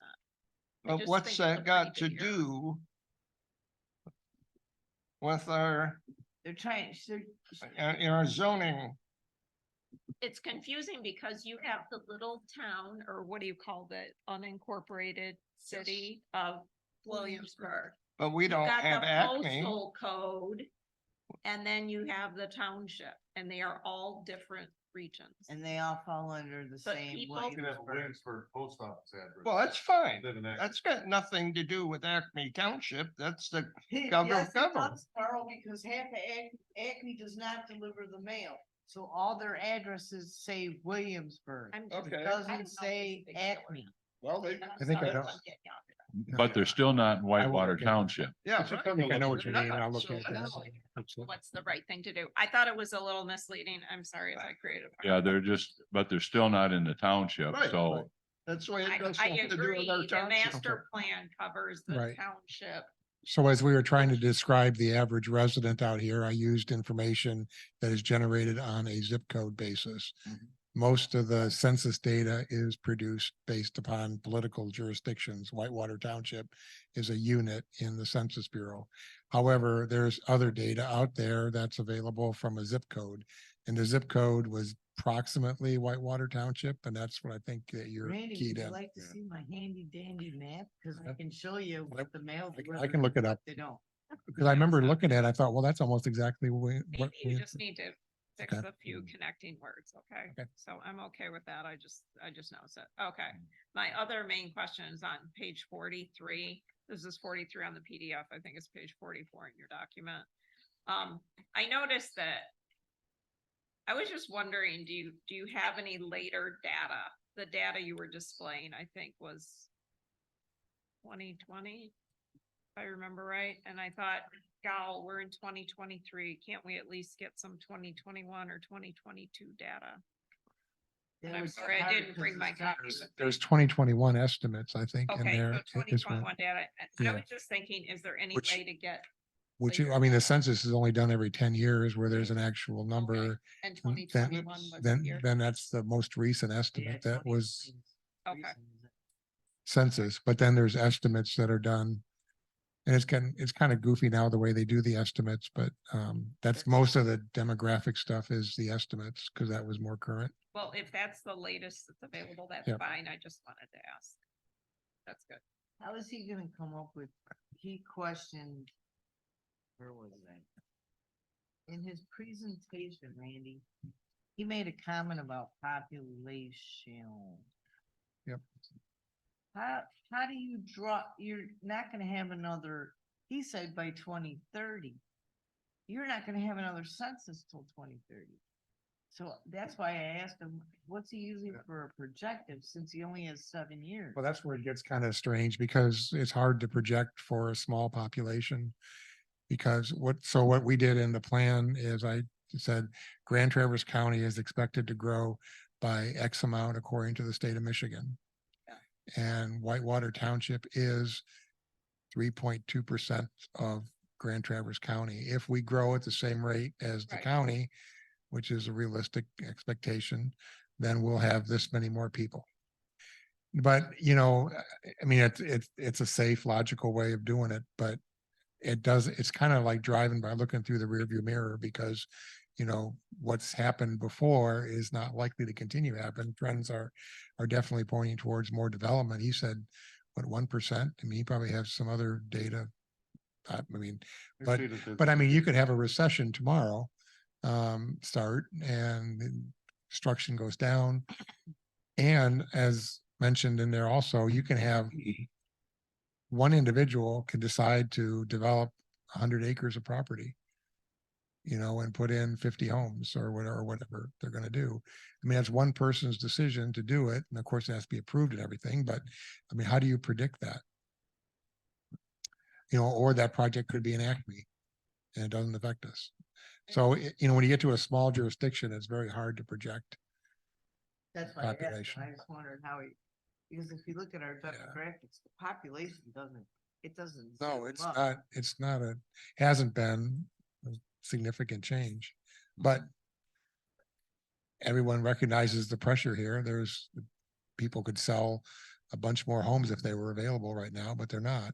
And that's partly because of the production of housing in And this short-term area. And yeah, all kinds of stuff. So there's lots of factors. It's not just growth pressure. There was Rachel had a note as a reminder, can we still provide feedback? Feedback and attend the 11/7 workshop. Vicky Beam can elaborate, so. Okay. Oh, I know what that's about. So people ask that question. Well, what happened They were was, wondering if they could attend both. Then is that what they were Right. thinking? Or one and done or? no, what happened was a lady sat down at the table and she got so involved with the discussion and something else that she never got to give her comments to each station. Oh. So she wanted to know if that was available to her. Oh, Is there a way we could email her maybe the stations? But she could bring her comments to the next meeting or the next Yeah, I would. outreach, but I think the Yeah. outreach. We can't, Should I just have her email them? What do you guys? Yeah, think? she could just email her comments if she didn't get to. well, I don't know, then we have to open it up for everybody for email comments, so it's. But I mean, just as any other comment to the planning commission. Okay, And we That'd be a heard, good idea. we heard Get comments, to Planning Commission Yeah. for the next meeting. we heard comments today in an email from somebody about the RC district. Mhm. right. All right, I'll let the lady. That's a good know. idea. That's basically what happened. Okay. She just, she ran out of the room with her cookie and water and never even realized till she got home, then she sent me a text. Did I just screw up? I forgot to put all my information on the board. She's having so much fun. Yeah, she's having so much fun talking. So Oh, yeah. I'll make sure. Okay, I'll believe- take care of it. next item, I believe, is zoning project update discussion. So you have in your packet the material that we continue to work on. You saw much of this last month, but there's more updates and small edits to this. I also have been messing around with how to show the comments in this so it's as transparent as possible. It's challenging in the sense that I'm working primarily off the printed documents that everyone was given. However, there's also the Muni Code document out there that is useful. There is also the prior version that was online that I downloaded before. Then we also have the Book of Amendments. So, Are all so those available online where we could just put something together where people could just go to a Dropbox or go to an email and say, okay, I want to read this, or I want to read this. Instead of, in other words, instead of just having it inserted every Oh. time, so you have something to resource off of. we could post it separately on the website. Would that help you guys? Would I'm that not be, sure would what that you're be saying. useful? I don't know. Well, a lot of people don't know how to find the different pieces of information that we're looking at. What information In are we other talking words, about? We what talking about He just what he's said, working on? right, how he works on it. Well, I think that it needs to come through us first and Well, I And understand before that, it goes but out wouldn't you to like anywhere. an easier place to go, instead of going back looking at all your packets? Wouldn't you like an easier place to go to maybe find certain information, like the Muni Code? That's why I thought we were updating that book. But apparently we stopped doing it. I don't, I mean, all I can work with is what I was given here. So the Right. Muni Code material was provided by the supervisor. we all have that. We all have it. Okay. I just want to So make the sure. printed book everybody is has another it, thing. knows The it. amendments are another thing. Mhm. And then the copy that was downloaded off the web. So we have a lot of different, there should be one zoning ordinance. I mean, you Yeah. know, that's where we want to get to, but getting there is a challenge. I would like to suggest that, when you think you get to a point where we really need to take some time and dive into this and answer a lot of your questions, maybe we should have a subcommittee for that. Okay. And that's, we talked about that at the very beginning of this Right. as to whether that was a better way to go. Because trying to, to go through all this now is kind of hard, but if we could do Yeah, that you're- maybe in a you're- subcommittee. And then bring it to the PC for approval. So I would also suggest this be a topic for the joint meeting and then they can see how this is being put together. The Yeah. last thing we want is to bring this to the township board when we need their action on this and them saying, I don't understand what's going on. Cause this is difficult and it's challenging.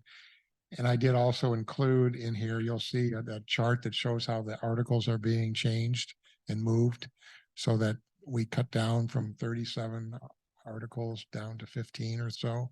So you put the material closer together. I mean, that's the whole purpose of this. It's rare that a zoning ordinance has these many articles. Many of them just have one provision in them. So it's kind of silly to have it like that. I don't know how it got that way, but probably just over the years. Now, are you gonna have just, because I'm sure there's, depending on the board member, some of them will wanna look at certain things really carefully. Are you gonna have like a simple matrix that'll say, if you're looking for exterior lighting regulations, it's now in section whatever? Yes, I can do that. I'm just However. like, you know, yeah. I'm not, like emotionally tied to the existing one, because I haven't been sitting in this seat for very long. But some people who have been, you know, they would like that cross-reference. Well, that should be in the new index, correct? Well, it will be though. There's a table of contents and we can do an index at the end for sure. But I'm not sure who's emotionally tied to this ordinance now because it's so difficult to work with. Are we gonna I mean- add the definition of short-term rentals since? Well, I guess I'm torn on that issue because we don't know what we it we is. presented this as a way of straightening out this ordinance. Right.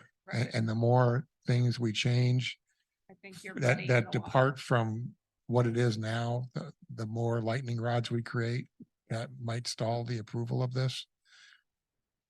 I remember mean, I'm- Randy saying that early on that we need to, yes, we can fix this. But first we need to get it organized and Yep. then we can fix it. And my question a while back was, well, why don't we just fix it as we go? And like you said, we'll be here next year at the same spot if we do that. So I would like to see us start another subcommittee for that. So that we can have, basically a chain of events, you know, where Randy's at and everything he's done. Mhm. You know, okay, how he's basically a bullet list of just everything he's doing and it continues so that, you know, nothing ever gets taken off that list. So we can see all that, see that progress. And then maybe if something's been resolved next to it, it can say resolved, or so we can see if Or we've it needs missed to be anything. resolved. Or it needs to be resolved. Right. Um, And some of that will be in the master plan too, when we identify larger changes that need to but be I mean, made here. just That for the ordinance, Just for the so that we zoning. can try to get a handle on it, because really, So the very last page in this material has a running list of the issues that we need to we address. just talked about that last night, Yep. didn't we? So we're up to 10 and we're just scratching the surface here, quite honestly. Some of Yes. them are smaller. Yeah. Others are really substantial.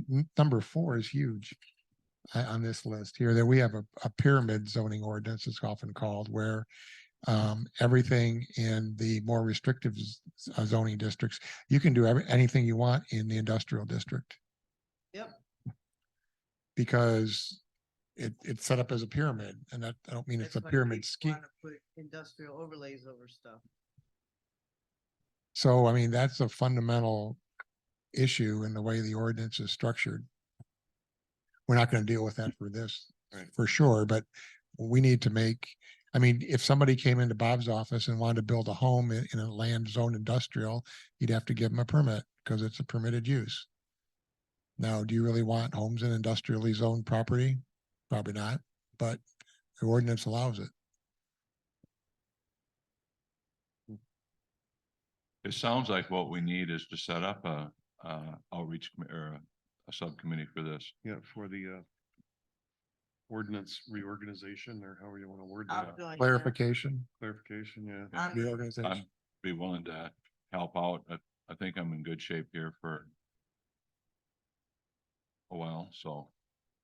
We have to make a motion to do that? Well, first of all, you guys, be careful, because if you're already on ROS, you got a lot of work to do. Yep. Don't spread yourself too thin. We got new Well, I'm members. not- People can. jump Al's the table. Al's volunteered for this. Okay, I said I'd work on it. And Linda, would you like to join us? I don't think that's gonna fit in with my short-term amendments right now. Okay. Okay, I think that that's probably all we need and maybe it's something where we Okay. can get some volunteers for too. Yeah. If you can let me get further down the road before I can bring this to a committee and then. okay, I think Yeah, all I want to let's do do that. now is just talk about organizing it. Right, Okay. okay. That's all we're doing. We don't need a subcommittee then yet. We can, But we need a subcommittee. Now I think we need to figure out how we're going to organize that.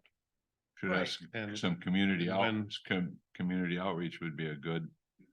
If we get someone from the community to come in and help us too, sit Yeah. on the commission. So when's the next newsletter go out? Anybody know? 1st of December, we have to have everything the first week of November. First week of You have to November. have everything by when? I'm sorry. First week of November because of the holiday. Okay, It really tightens it up in November. I thought you said the opposite. Okay. Why don't I put something together for that? Al, I'll get your input. Okay. And we'll put something in the newsletter, looking for members of the community to assist in the subcommittee for, what do you, okay, you wouldn't say revamping, what would you say? Clarifying Clar- and reorganizing the zoning. ordinance. Clarifying and reorganizing? I was thinking, Randy, like maybe starting in January. Okay, well, we're on a time frame to be done with this at the end of April or end of Right. March Yeah. With the zoning ordinances? with a draft of it. Yes. Okay. Yes. So is that, then you think you'll have more? I- you could do it before Yeah, that? I can do it, but I mean, my work, but ultimately, you guys need to agree with it and So. Bless So it. how much time do you need before we could have our first? I need another month or so So that would And put us forget- into to get through Let's- most of it. November, January. To almost. do January, because nobody likes to do anything in Yeah. December for the holidays, and you'll end That's up. what I suggested Okay. was January. Awesome. All right, let me see what I can come up with. I'll keep So you I guys have all. a in the loop. question here. I don't think you should be creating a subcommittee with people that are not on this planning commission without a motion and a vote of this body. I don't think Well, it's that's what we're working on. appropriate to put that in the newsletter without having a vote. And I'm not sure you have time to fiddle around and educate I don't think. members of the either. public to get this done by April. I mean, I'm not in favor of that. well, they would volunteer, so I would think they I would be, know, but I think it takes, and I think all of us have the responsibility to be educated as to what the zoning ordinance says. So I guess we all have to suck it up and do Would it. be as I good- just don't want to sign up for more meetings. I can do my work.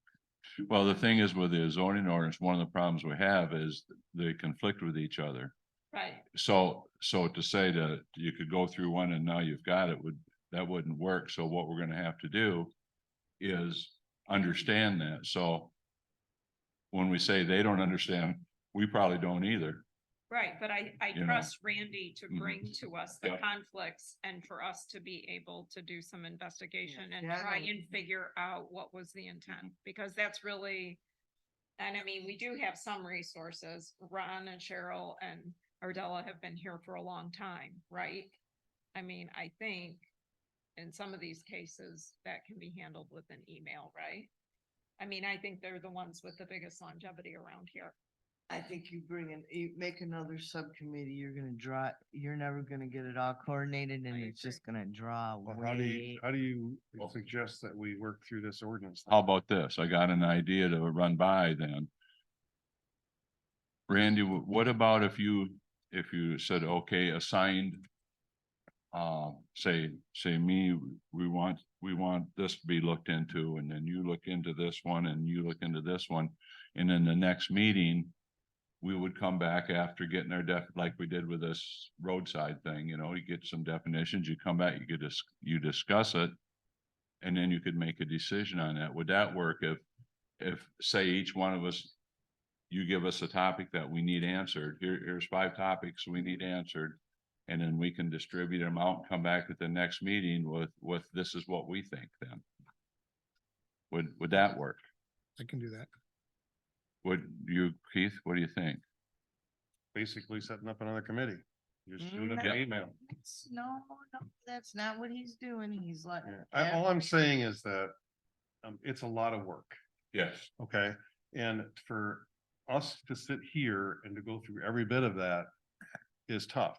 Where if you had a couple people that would sit there in a committee and go through what Randy has issues and then just say, okay, this is what we're gonna bring to the committee. Mhm. And then when it comes to the committee, You it's bring it already in set. 3 ways now. you know, it's looked at Mhm. and this is your suggestion.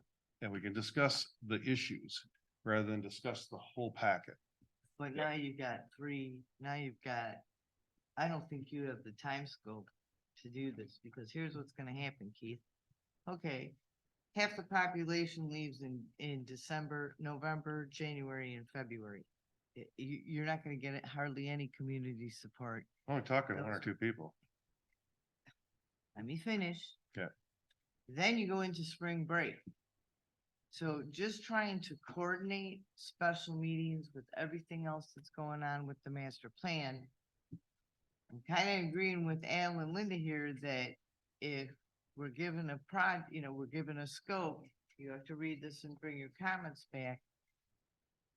It's easier for him to make the corrections.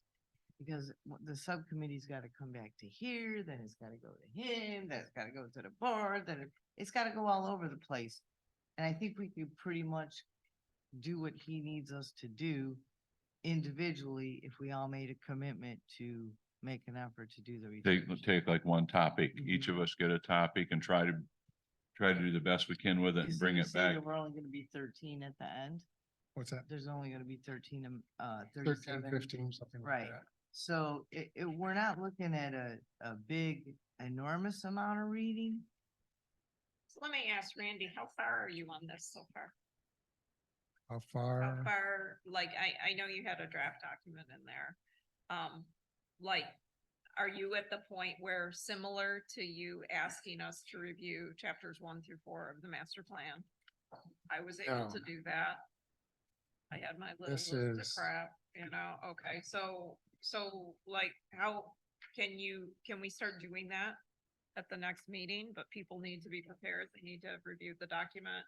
I don't know if there's an online way for us to all put our comments in.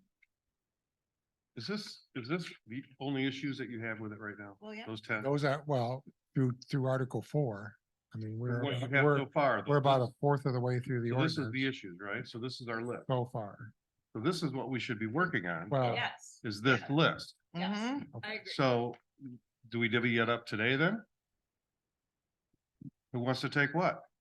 Yeah, I think that's a good point. We could, like Keith My said, point is that there's a lot of work there. yeah, okay, but we don't need to, Be addressed. after the master plan is done, because I think you really Getting shouldn't be ahead of making yourself. large substantial changes to, I mean, this whole issue of the pyramid system in the ordinance, and that's common in older ordinances when they were done in the 70s. A lot of people, when they were throwing them together, did it that way. And then systematically, people have been moving away from that ever since because of the problems it creates. Okay. It sounds good on surface on the paper, but it's not. So Randy, let me try again. So you have stuff like this, and I've read a few of these comments, that things that are maybe not the smartest things to do, okay, but it's the way it is. There should be another list of stuff that actually is Okay. conflicting, right? So for Yes. conflicts, we have to resolve those, right?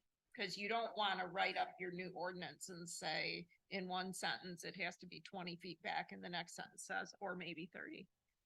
Right? Right. So any direct conflicts that you discover between the amendments and the zoning ordinance, I think those are the ones that we have to figure out, right? Yes. And so most of those direct ones, if it's a pretty clear that there's a direct conflict, I addressed it and wrote it in the comment section in the, Okay. So in we here. just have. so maybe at this point, Make sure we- it's reviewing okay. what the comments in here to make sure that you don't disagree with how I've resolved the conflicts or new material. Like, for example, there's no zoning map provided for in the existing ordinance. Right. So I've Sometimes created a needs one. section. We need one of those. We need to have a zoning map. So I that would created be the an chart. addition.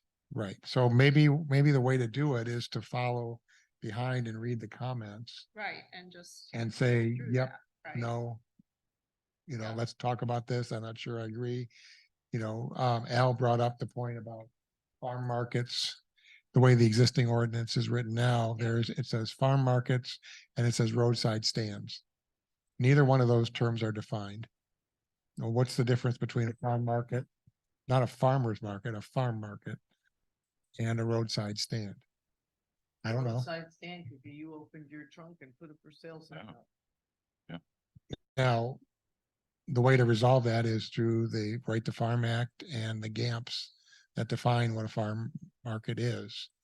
It defines it as being something that 50% of the produce sold at the farm market is grown on the premises. So there's stuff like that. So that's in here now. And so if you reviewed that and think about that and look at the fact that we're deleting, or we should potentially delete one term or the other. I don't know what they mean. I don't know. Well, I think what we're doing, Randy, is reaching out to you, trying to, what do you need from us next? And and do you have Yeah, some I guess the suggestions more I how to think get about it, the there? more I think it's reading the comments. Yep, okay, sure. Well, okay, here's an example. I'm looking at the chart. What page are you on? I'm on page 49 of your packet, You there, Carl? and I spent What a long, what are you looking at? The Because, We're in the board packet. pardon? We're They're in the in board packet, In our packet. in the packet, The board package? board's our packet, the Right. PC packet. Not, Page not, 40. because Right. you said page 43. 49. That's not in our agenda. Right here, Carl. 49. Okay. Yeah, that was on our, Okay. So, That's in the board package. no, that was in our packet. That's in our PC packet. Yeah, right here, it's on this item, This it's is on a item commission 10. link. You have our Right. commission package? Carl, you have our commission package On the computer. on the computer? Do you have our commission package? What? You have our commission package, the planning commission package. Show them on the computer. Hey, Keith, This, good. you have this. If you would, it's right there. You have this on the computer? Oh, I'm sorry. No, Hey, Keith, I'll show you you. know what they sent us? Yeah, you got the agenda right Right, here. yeah, right. Okay, the past agenda, the whole packet. Yes, right there, right, Keith. Yeah, right there. And it's page 49 of this one.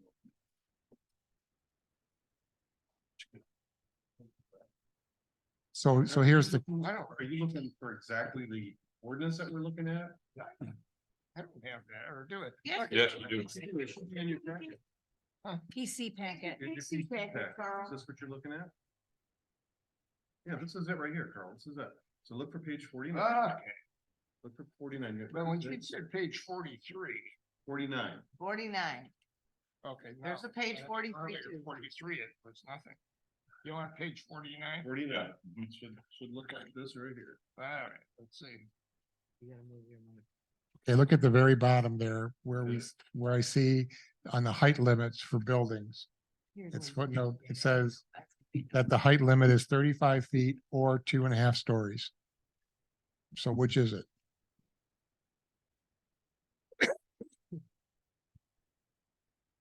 I mean, it's that kind of Yes. stuff. It's that kind of stuff that's in here that is, Little teeny stuff. confusing. I don't know how Bob does his job, quite honestly.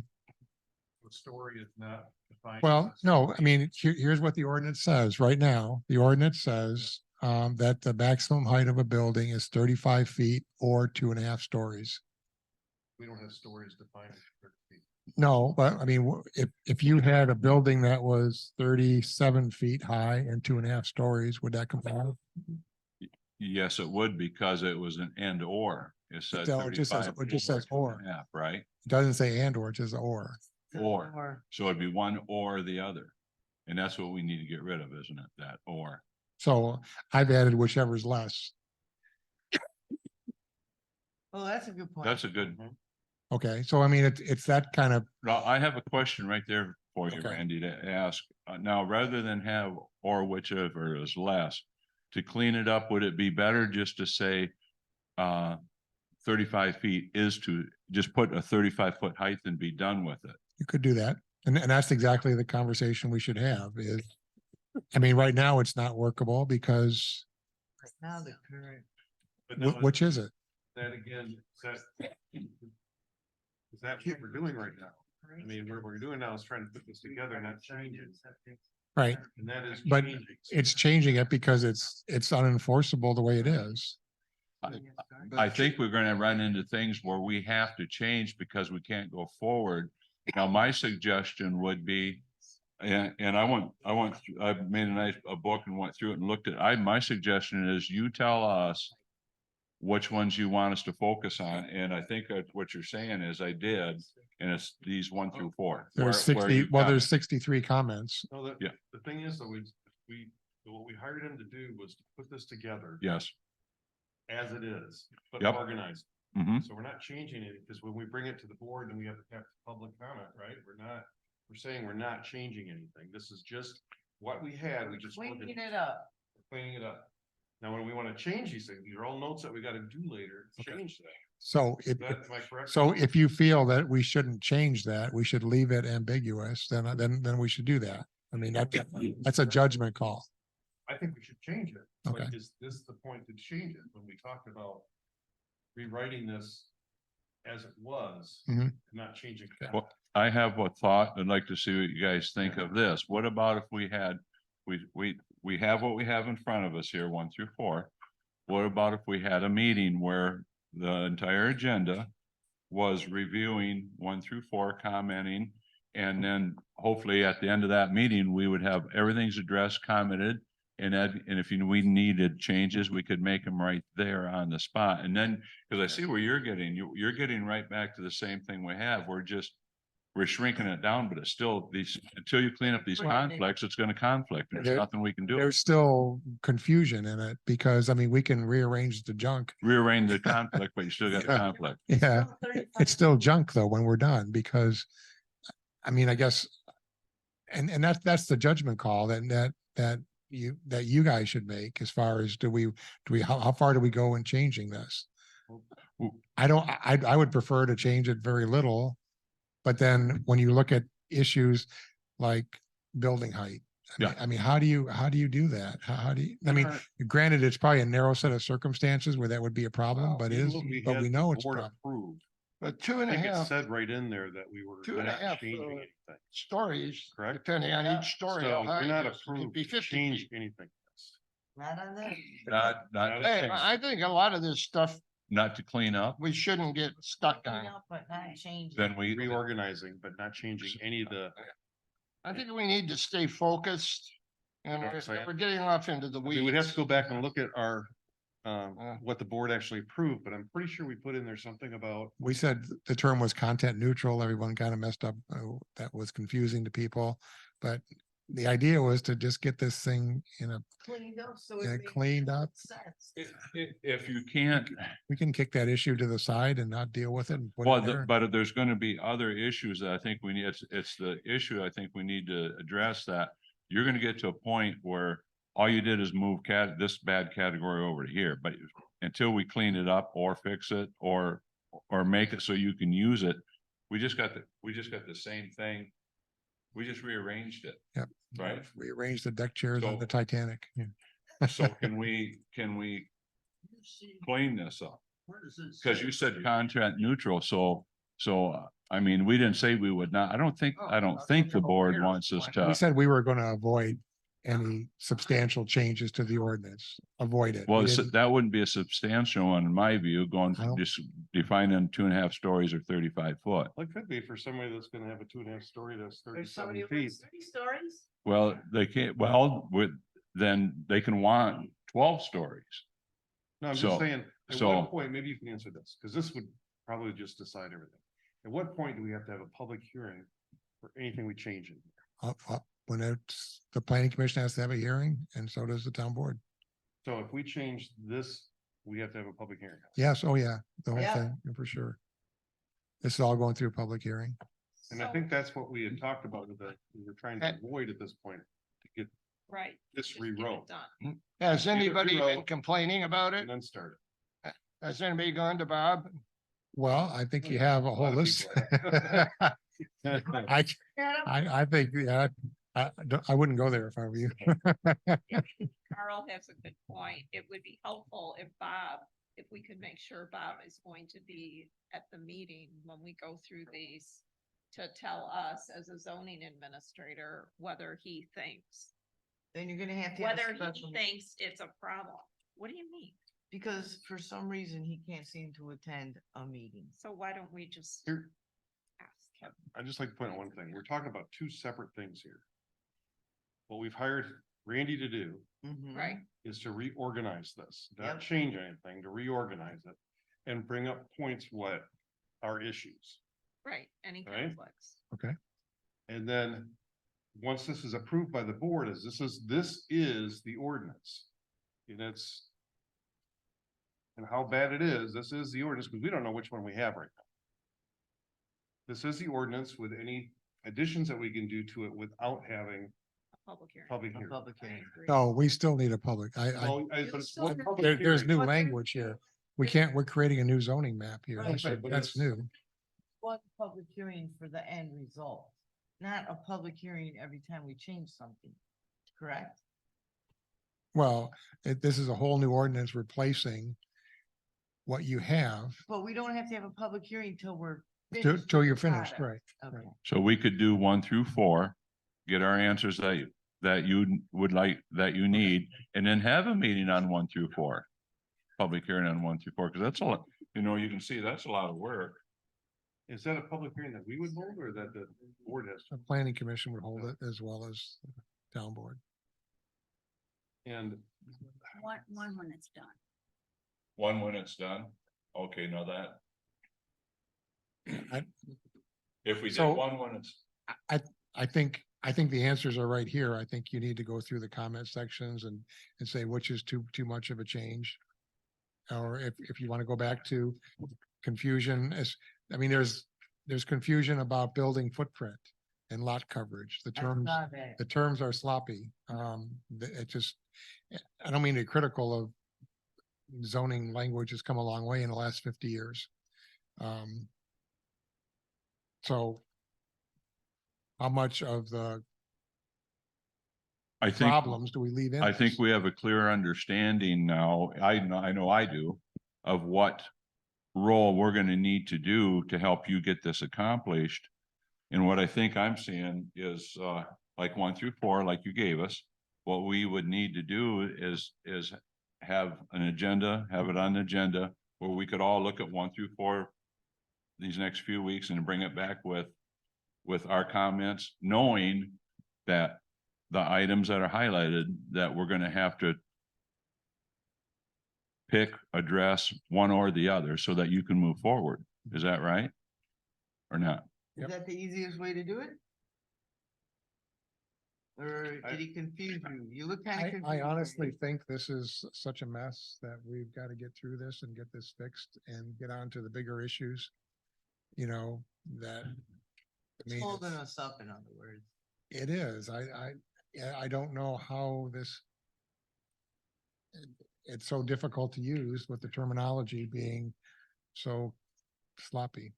Well, I think if we said, okay, now this is just my thought, we're at 1 through 4, we'll put it on the next agenda, we're all gonna go through and discuss. And we'll take a vote and we'll say, no, this is what we want, this is what the verbiage we would like to see. Remember, it's still gonna be there. If the board doesn't like it, they can put it back. And then, but that would, each issue that you've addressed, we will have cleaned up. Yep. Now, is that, So the whole idea is to get to an ordinance that you can work with, that we can use, that is clear to residents, it's clear to Bob, it's clear to developers, it's clear to everybody. As clear as you can make it. There's no perfect zoning ordinance, but we are such a long way from that right now. We're just inviting lawsuits and problems. here's a question then. Okay, so I agree with what you're saying. That's perfect. I think before that, we have to have a clear understanding of What we're what, doing, what we're gonna decide is too much or not, or how much are we. how much are we willing to change this based on what the board approved? To clarify, I would think that we would know that answer if we're gonna Okay. know it if we try it. Let's do one, my thought, let's do 1 through Okay. 4. Okay. That'll be the agenda on the next meeting. We will all have a time to read it. We can also have a time to make our comments and our suggestions and put it together out here. And like Keith might have something that's perfect. So we could say, yep, we like that one and adopt that one. That item's off the table. Okay, move on. Question. Move on. I'm sorry. So Go ahead. Go go ahead, ahead. sir. I'm just gonna say, we're clarifying right now, to use the building height example. We're clarifying what the requirement is. Right now, it's not clear, Yes. And, right? yes, agreed. So we're clarifying, saying whichever is less.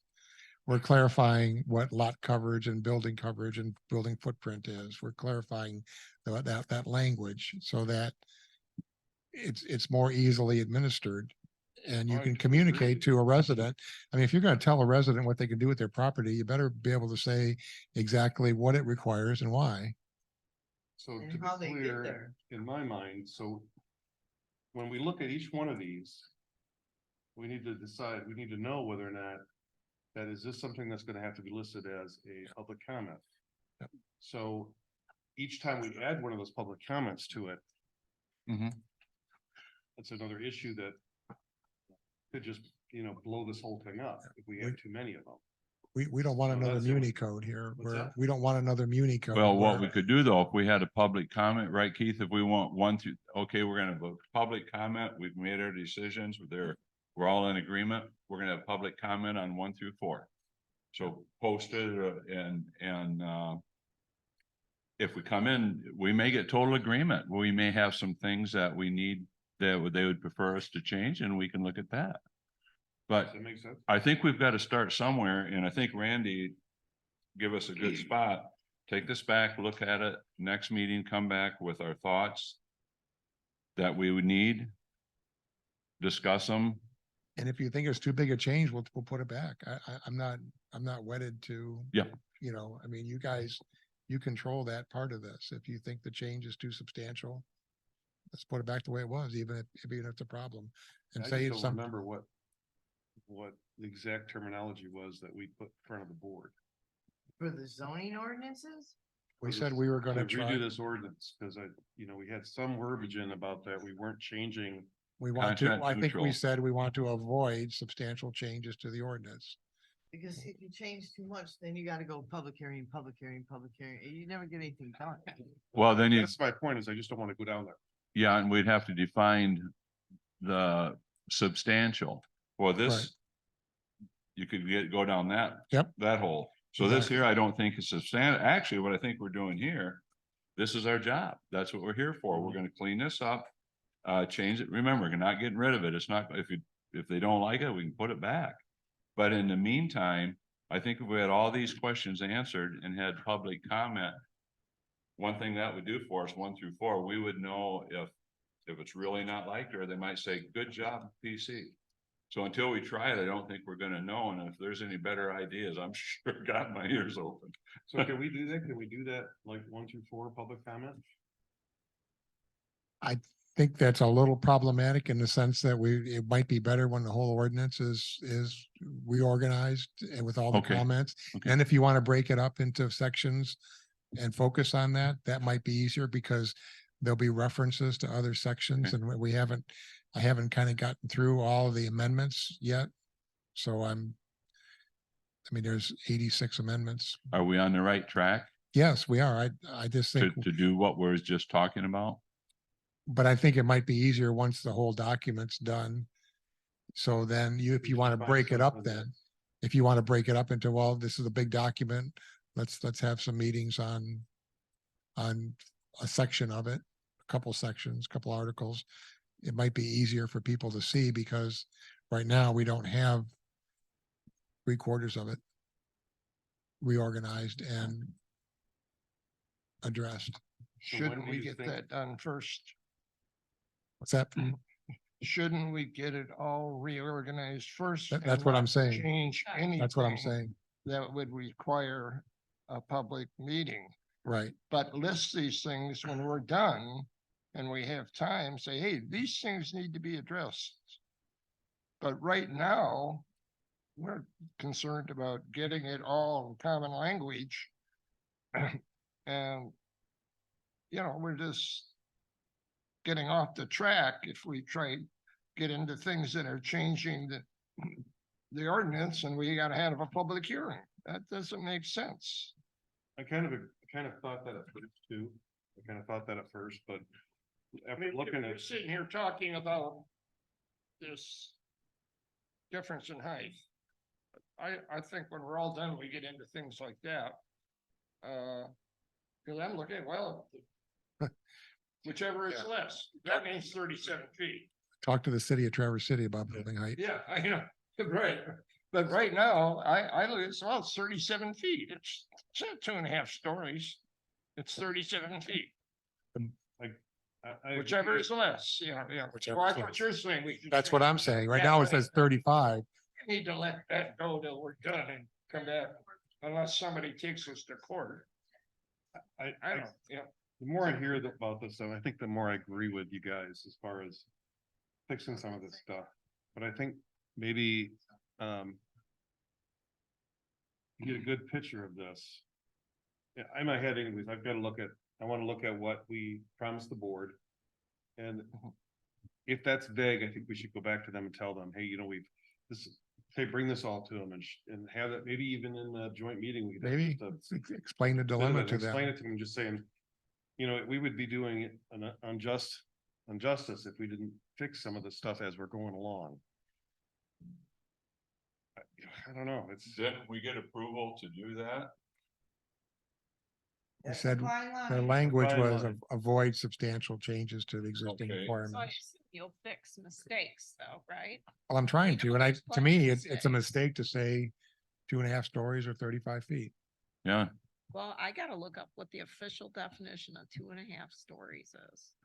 we could get the measurement of 1 story. Cause we don't know what is a definition of a story, so I 10, asked, you know, 12 You feet. can have a commercial building, obviously, that can have, you know, that. Give you and- an example. Okay, I got a neighbor. They have a house that went through the building code office. They have a first floor, they got a second floor, and they actually built a real stairway to the attic. It does not cover the entire house. And there's kind of a room up there with knee walls, you know, and then the roof. That's where maybe the they have. kids sleep. That's 2.5. That's 2.5 stories. 2 stories, Yeah. okay. Is it more and than as long 35? as it's less than 35 feet, we're good, right? According to No, the you internet, didn't say that. 2.83 is a Yeah. story. 10.83 is a story. But that's not in our code. Well, it's kind of like a bed and But breakfast, It's not It unusual to says- have 10 or fewer sleeping rooms. 15-foot ceilings in, How many bedrooms? Is that, because it's got knee walls, is that why it's a half a story? I don't know. It's not a full story. It isn't a full story. No, it could be a mechanical, but even at that would have to be if a story's 11 foot, basically, then I mean, why would you ever build a half a story? So I would suggest just a couple steps. Let's find out what exactly we got approved, what the wording is, and how we think what we can do changes. How without- changed can we go? How much change can we go? If we don't think that it's not, if it's too vague, then in our meeting on the joint meeting, let's bring it up and see what the board's Well, feeling you're is gonna on it. have to, because even the bed and breakfast says 10 or fewer sleeping rooms, but it Oh. doesn't tell how many people can sleep in there. That's another example. We added the definition of bed and breakfast from the state law. So rather than using our own definition, which wasn't very good, we used the state statute for how they define bed and breakfast. Much more clear, much more specific. We're in sync with state law. It's a good change. So those would be really, I guess you should choose what you think are the best examples of things. And, you know, here's the example. Here's the recommended change. And this is what it means, alignment with Right. state law. So that was the intent of all the comments that are Yeah, 63. But you need the dumbed down version, some examples, you know, in order to get them to give you some direction. Cause I'm Okay. kind of guessing they're not. gonna. I know I'm supposed to. do it all, but I think we should. get It's mind numbing here direction. for sure. Yeah. And that's why you only do it in an hour thing. Otherwise you go nuts. Right. Okay. So Well, that's our based on what we've discussed, where are we going to go? Let me ask a question. Yeah, I have a lot of questions. So if you just rewrote this and reorganized it as it is, but organized it the way we talked about, brought it to the board, had it approved, how long would that take? I mean, we have the notes of what's wrong with it. But how long would it take to get the board to prove that this is, and it's imperfect, it's imperfect, but this is it, this is what we have. We're gonna put it together. We know that now we can work from there and change everything. How long would it take just to get that part of it done so that we could bring it to the board?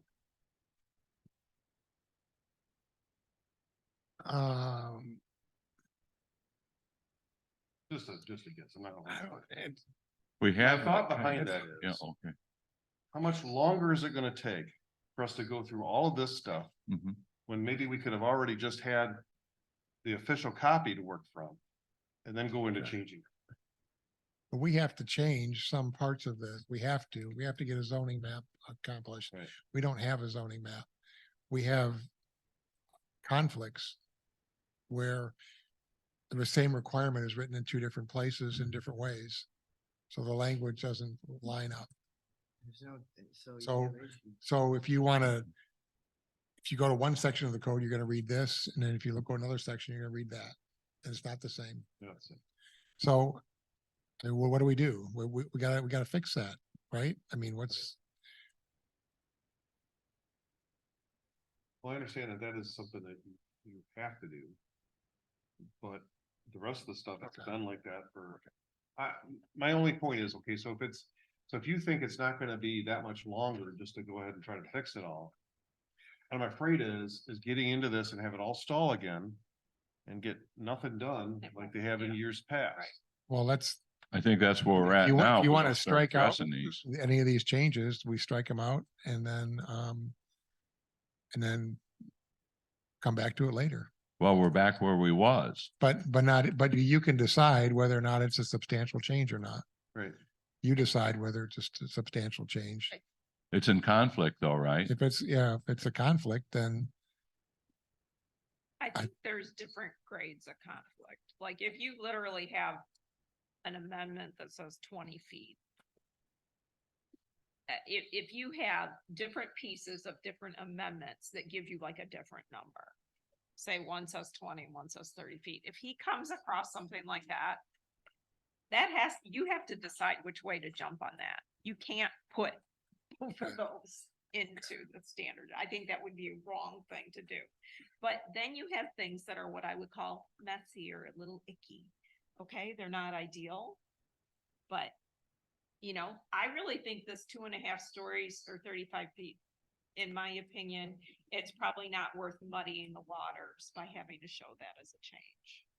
I would rather do that later. I don't think we're gonna have, unless Bob, honestly, I wish Bob was here, unless Bob would say to me, that's a huge problem. Well, I guess my point on it is what would be the matter with changing it? I mean, you're gonna have the same amount of time doing it later than now. And to me, it's a simple change. I mean, I think you will have more resistance from the board adopting it. That's my gut It's feel. not, again, it's not that one, it's like, there's probably, If I keep 100 of adding them those. up and everybody's like, well, no, now it's. and all of a sudden they gotta look at 100 of them. I think, my opinion, I think that's what they're expecting us to do is we've hired Randy to help us clean this up, for lack of a better word, and that's exactly what we're doing. And if we follow what he has highlighted here and discuss it and make the changes, whatever you want to call it, but if we correct it and I think that's what they'd want to, because there's going to be spots that you can't move forward. Because you need an answer on its conflicting. so I like the way Lori, Linda put that, is there is stuff that just has to be taken care of.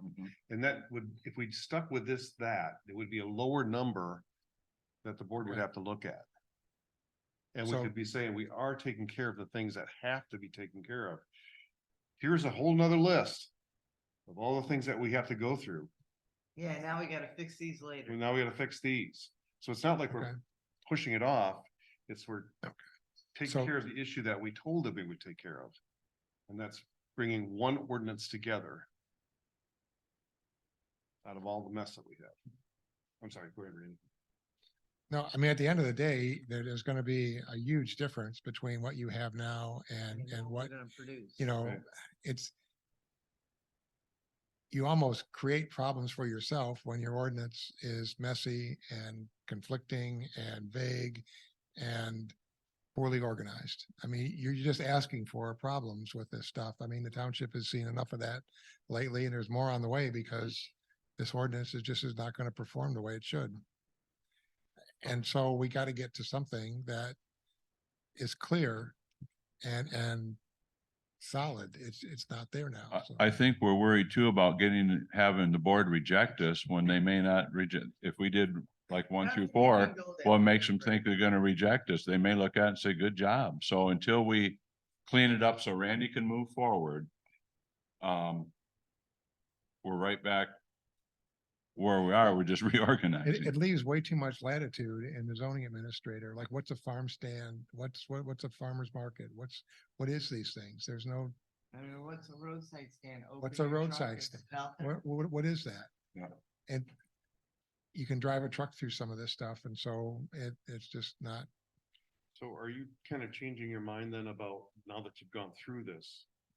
Because when we talked about this at first, we talked about just. as much as we can, substantial, I right. guess, what's substantial, and I think that's what you guys need to help define. Well, if you can't move forward, that has to be fixed. Well, I mean, we can Yeah. move forward with the change, you know, whether or not you agree whether we should worry about building height or not, or whether, but there's other terminology in there like, lot coverage. I was just And looking building at that, coverage. like lot area. You use the term building footprint now, Mhm. that doesn't. It's not the same, and then. You use terms interchangeably in here that are vague. And if they're not vague, they're undefined. Are Yeah. you saying that some terms, like, let's just use this example. Footprint versus building coverage. Right.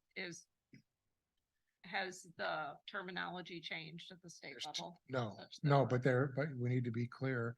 Building footprint is a building. How much land does that occupy? How much land does the building occupy? Lot Okay. coverage is all of the buildings covering the lot. Okay, and So- I get that.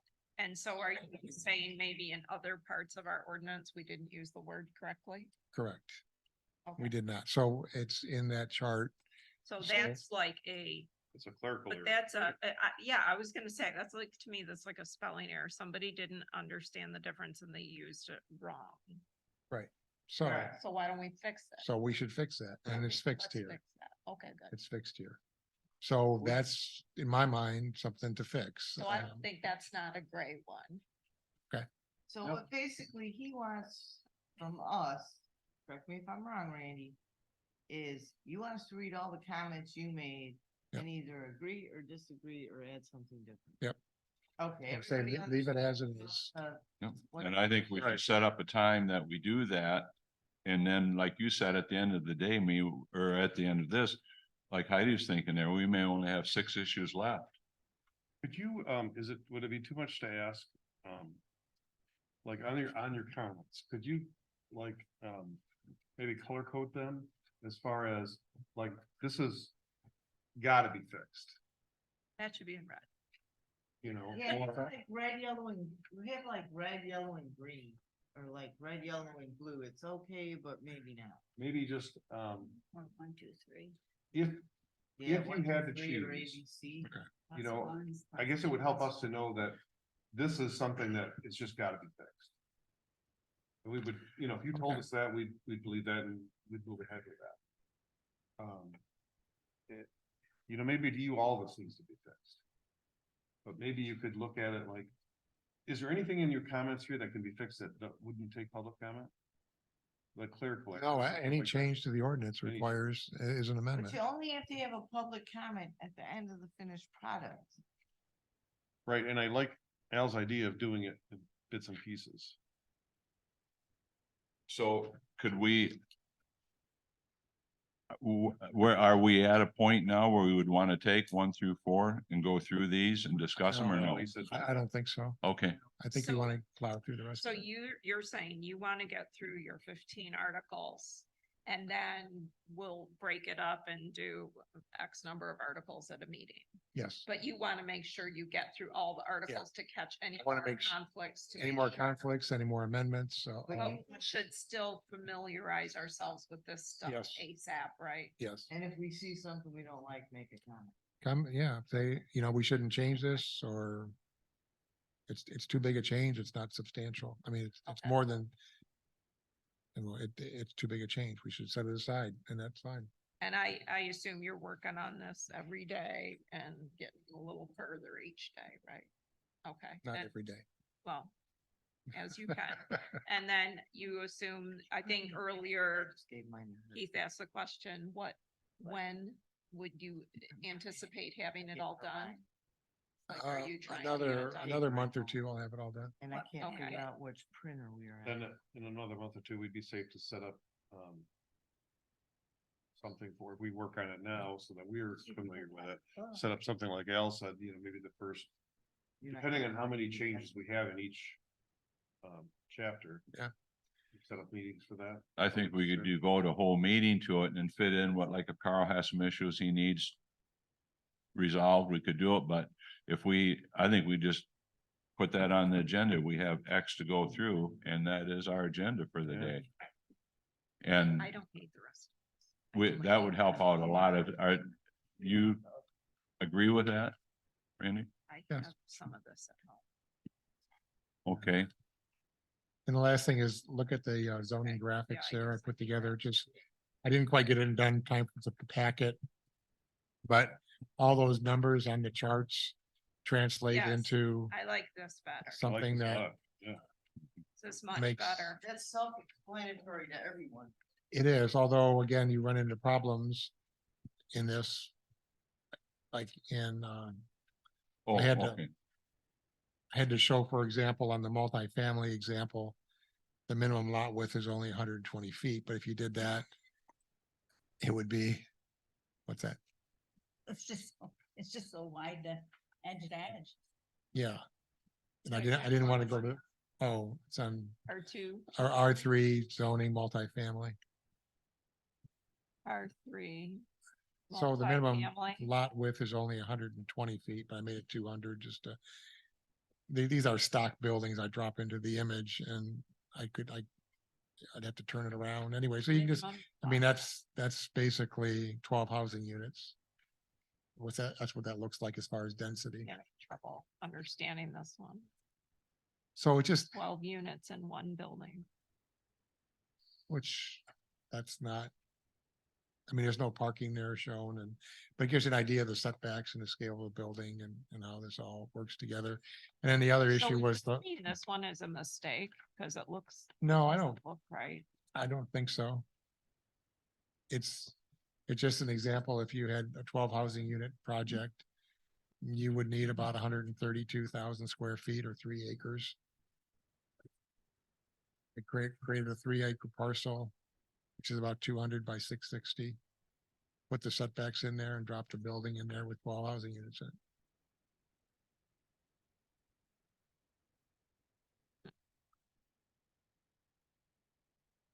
I mean, I've done this for years, but this helps me understand relationships between building sizes and lots. Makes a lot I- more sense when you're trying to figure out if it's supposed to be right or wrong. Because people, you have trouble visualizing what 11 units look like. And you could get a different view of that, but you'd have to have parking in there too, which I didn't show.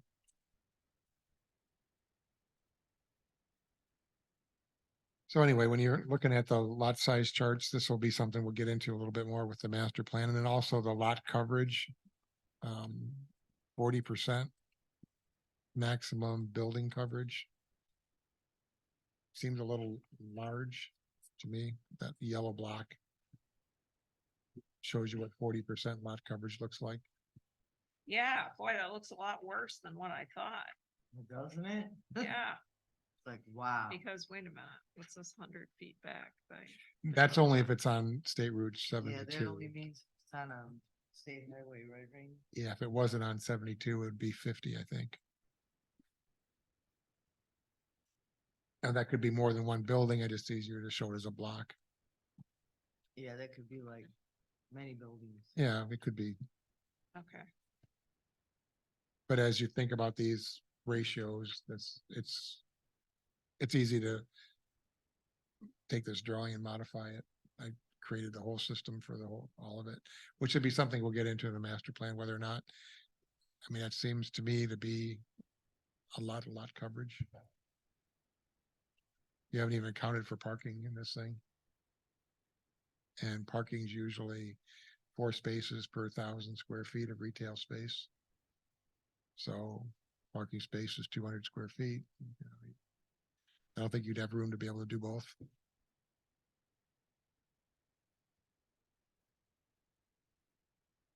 Anyway, just something to think about as you'll see more of this. but I do think these are way better than looking at a table of information. Oh, definitely. Yeah. I think it's helpful. And some of like I couldn't do the industrial one because, and I couldn't do the village one because the village setbacks are strangely written Very strangely written. in the V district. And our only village district is by the post office, right? I forget exactly what it was, but that's an issue to come up with later. I think that's one of the 10. If I'm not mistaken, to deal with that. We should look carefully at the lot sizes in there and what kind of buildings we would hope to see. I mean, the ironic thing is we already tell them what what you have to do as far as lot coverage. The zoning is in there. It tells them, but we just don't know if it makes sense or not. I mean, maybe it does. I don't know, but I'll be interested to dig into that.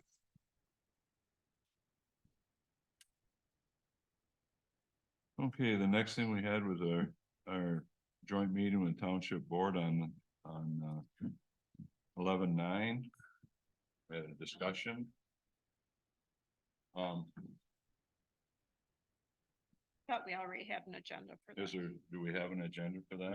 I think we do. Is there anything we need to add to that? I would think maybe discussion about this ordinance and I think that's an excellent thing we need to add to that agenda is to discuss how much latitude for change and cleaning this up we actually do have, or they're gonna approve us to do. I think that'll get rid of the gray area. We'll know where to move forward to. So I think What was the verbiage you used? Avoiding substantial changes. well, Yeah, that's a usually- problem. Substantial I know, but is that means usually different things to different Right, people. it's definable well enough without having to get an explanation is what I'm asking. Asking if you want to open Pandora's box. I understand that, but you know what, I couldn't. Well, To figure out the time. I would think if we made the changes that what we changed from didn't disappear, it's still there. So if the board sees something they don't like, put it back. Put it back. There we But go. right now, I think in order to help them because they got enough on their plate, is to make the changes we feel necessary as a planning commission. And, if they don't like it, they'll put it back. You're not, you're still leaving it status quo, but here's our opinion. How's that? Is that more comfortable?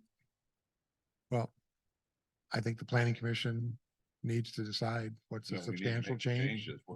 Okay, so what we're all do you going think? over Then and bringing it back. Are we all going over 4 and bringing it back next meeting? That's the deal? I'll point out the problems. You decide whether or not they're significant or not. So I think let's use that then as our agenda for next PC meeting. We'll go through 1 through 4 Okay, and highlight and read where Randy has made the Okay. change. If we agree, we agree. If we don't, we can discuss it. And in the meantime, I'll continue on with additional chapters. Okay, That works. we okay with that? Yes. Okay. Yep. Okay. Okay, and the next thing we had was, Rob, we got him. Next PC meeting, we have November, I have here next meeting, PC November 1st at 7. Yep. And then, master plan workshop on, November 7th. And town board joint meeting on the 9th. Okay, any public discussion? Public comment?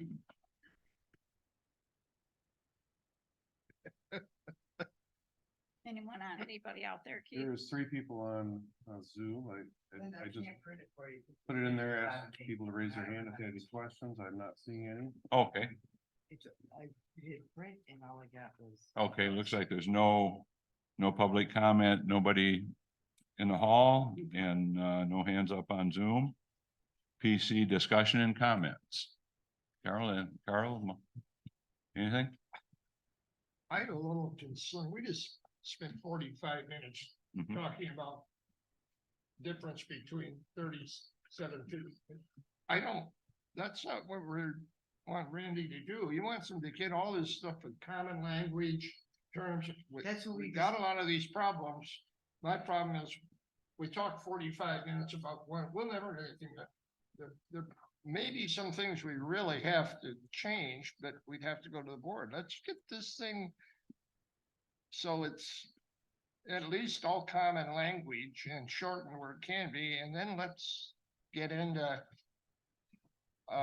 like you say, the difference between a vegetable stand and a farm market. What I'm going to do is look at Acme Township for one, and maybe cover and see if they say that, because they do have those. So has somebody else already defined that? Yeah, and we could use it, but that's an item we can do. Coming up later. with definitions is not a problem. The problem is we don't have definitions in there, and when they do, they overlap. Yeah, but other townships have done things. Let's look at what they've done. If something makes sense, let's use it. Or let's use the state Right to Farm Act language, which I just said Well, is what we put in there. Okay, I can visualize the difference with, there's parking and all that, but let's get this document so it's. Well, I think when we do, It makes sense. I think at next meeting, if we go through 1 through 4, make our comments, discuss what we've made.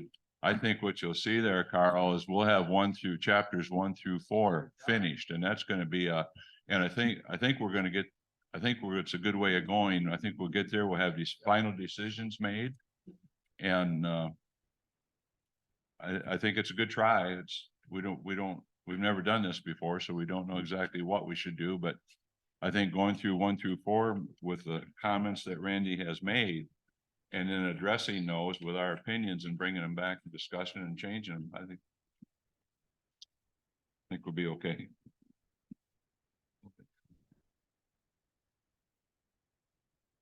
Anything else? No, I just agree with you. I think, Okay, I think that what we've got planned, what you've just discussed, I think will work and. So for the I don't best. think it was a waste of time, do you? Oh, no, not Okay, at all. just I'm check. just, Carl is correct. And we just have to be careful that, when we spend that much time talking about 35 feet and 2.5 feet, we're gonna end up bogging ourselves down. So I think what we're talking about is correct. We'll go through each one of them and decide which one we're gonna put off and which ones we're gonna fix. I like that idea. Your ordinance has to be clear. yeah, and I think that, Randy, you've done this a lot. Are we on the right track? Would you think with our 1 through 4 plan and discussing it, Yes, I mean, this is not an unusual set of circumstances. What is unusual is the fact that it's been like this for so long. And it creates such problems that you think Baggs Road is a problem. There's a whole bunch of that stuff baked in this ordinance that you're gonna have problems with. So. Just we got- one last question. Refresh- So all the comments that you have on listed on here, you feel are within our approved.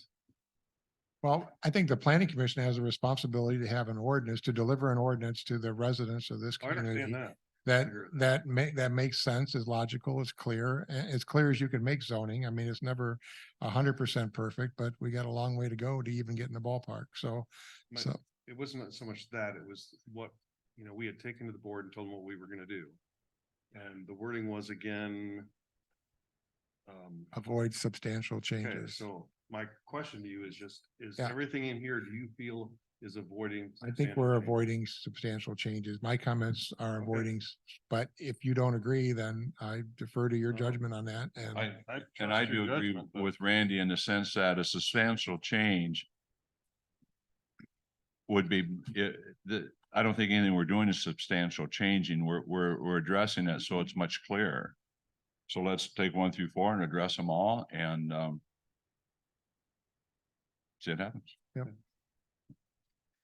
I mean, okay, just imagine you're Bob for a moment and Yes. somebody comes into your Yeah. office and says, I have this plan for a building and you can go on the building height, you can look at the lot coverage, or you can look at the farm stand, any of that stuff. And it's not hard to imagine how the ordinance doesn't really give you the clarity that you need to definitively offer a permit that says, yes, you can do that Or no, you can't. without the risk of a neighbor saying, what the heck did you do there? The ordinance, and then you start a whole big food fight over what the ordinance says, and the ordinance isn't clear.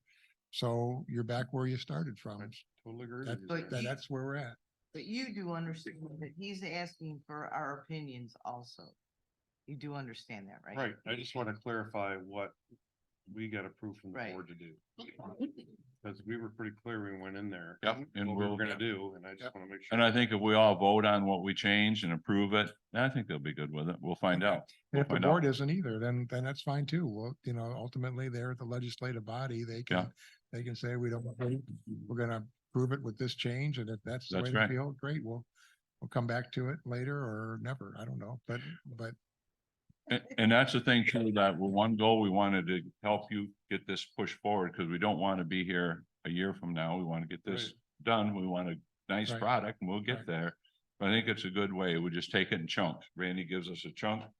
Next meeting, we'll deal with it and then okay. we can move on to the next, so. Okay. But, it's Right. helpful for the planning commission to study this here because Right. ultimately it's your zoning ordinance too. And this is the tool that is telling people what they can do with their property. And if we're gonna plan the township effectively, you've got to have a decent zoning ordinance that does what you want it to do. It's I that do simple. appreciate you printing them off. I printed it off and put it in the category, so when we make our changes, we have to print, you're gonna have to give us another one. Yep. Oh, no problem. Thank you, Randy. Yeah, thanks, Randy. Hope you don't feel like we're beating you up or not. No, I Just trying to- don't. I don't. I'm trying to make Okay, it I believe clear we're- that Are we ready to adjourn? Just say it. Okay, let's adjourn at 9. No education, no continuing education, no. We- got anything? We just had that, didn't we? Okay, we're done. Yeah, I think he. I think she put, this Networks Northwest part as education, according to the, Did you the pre- adjourn it or? The Yeah. presentation he showed to us.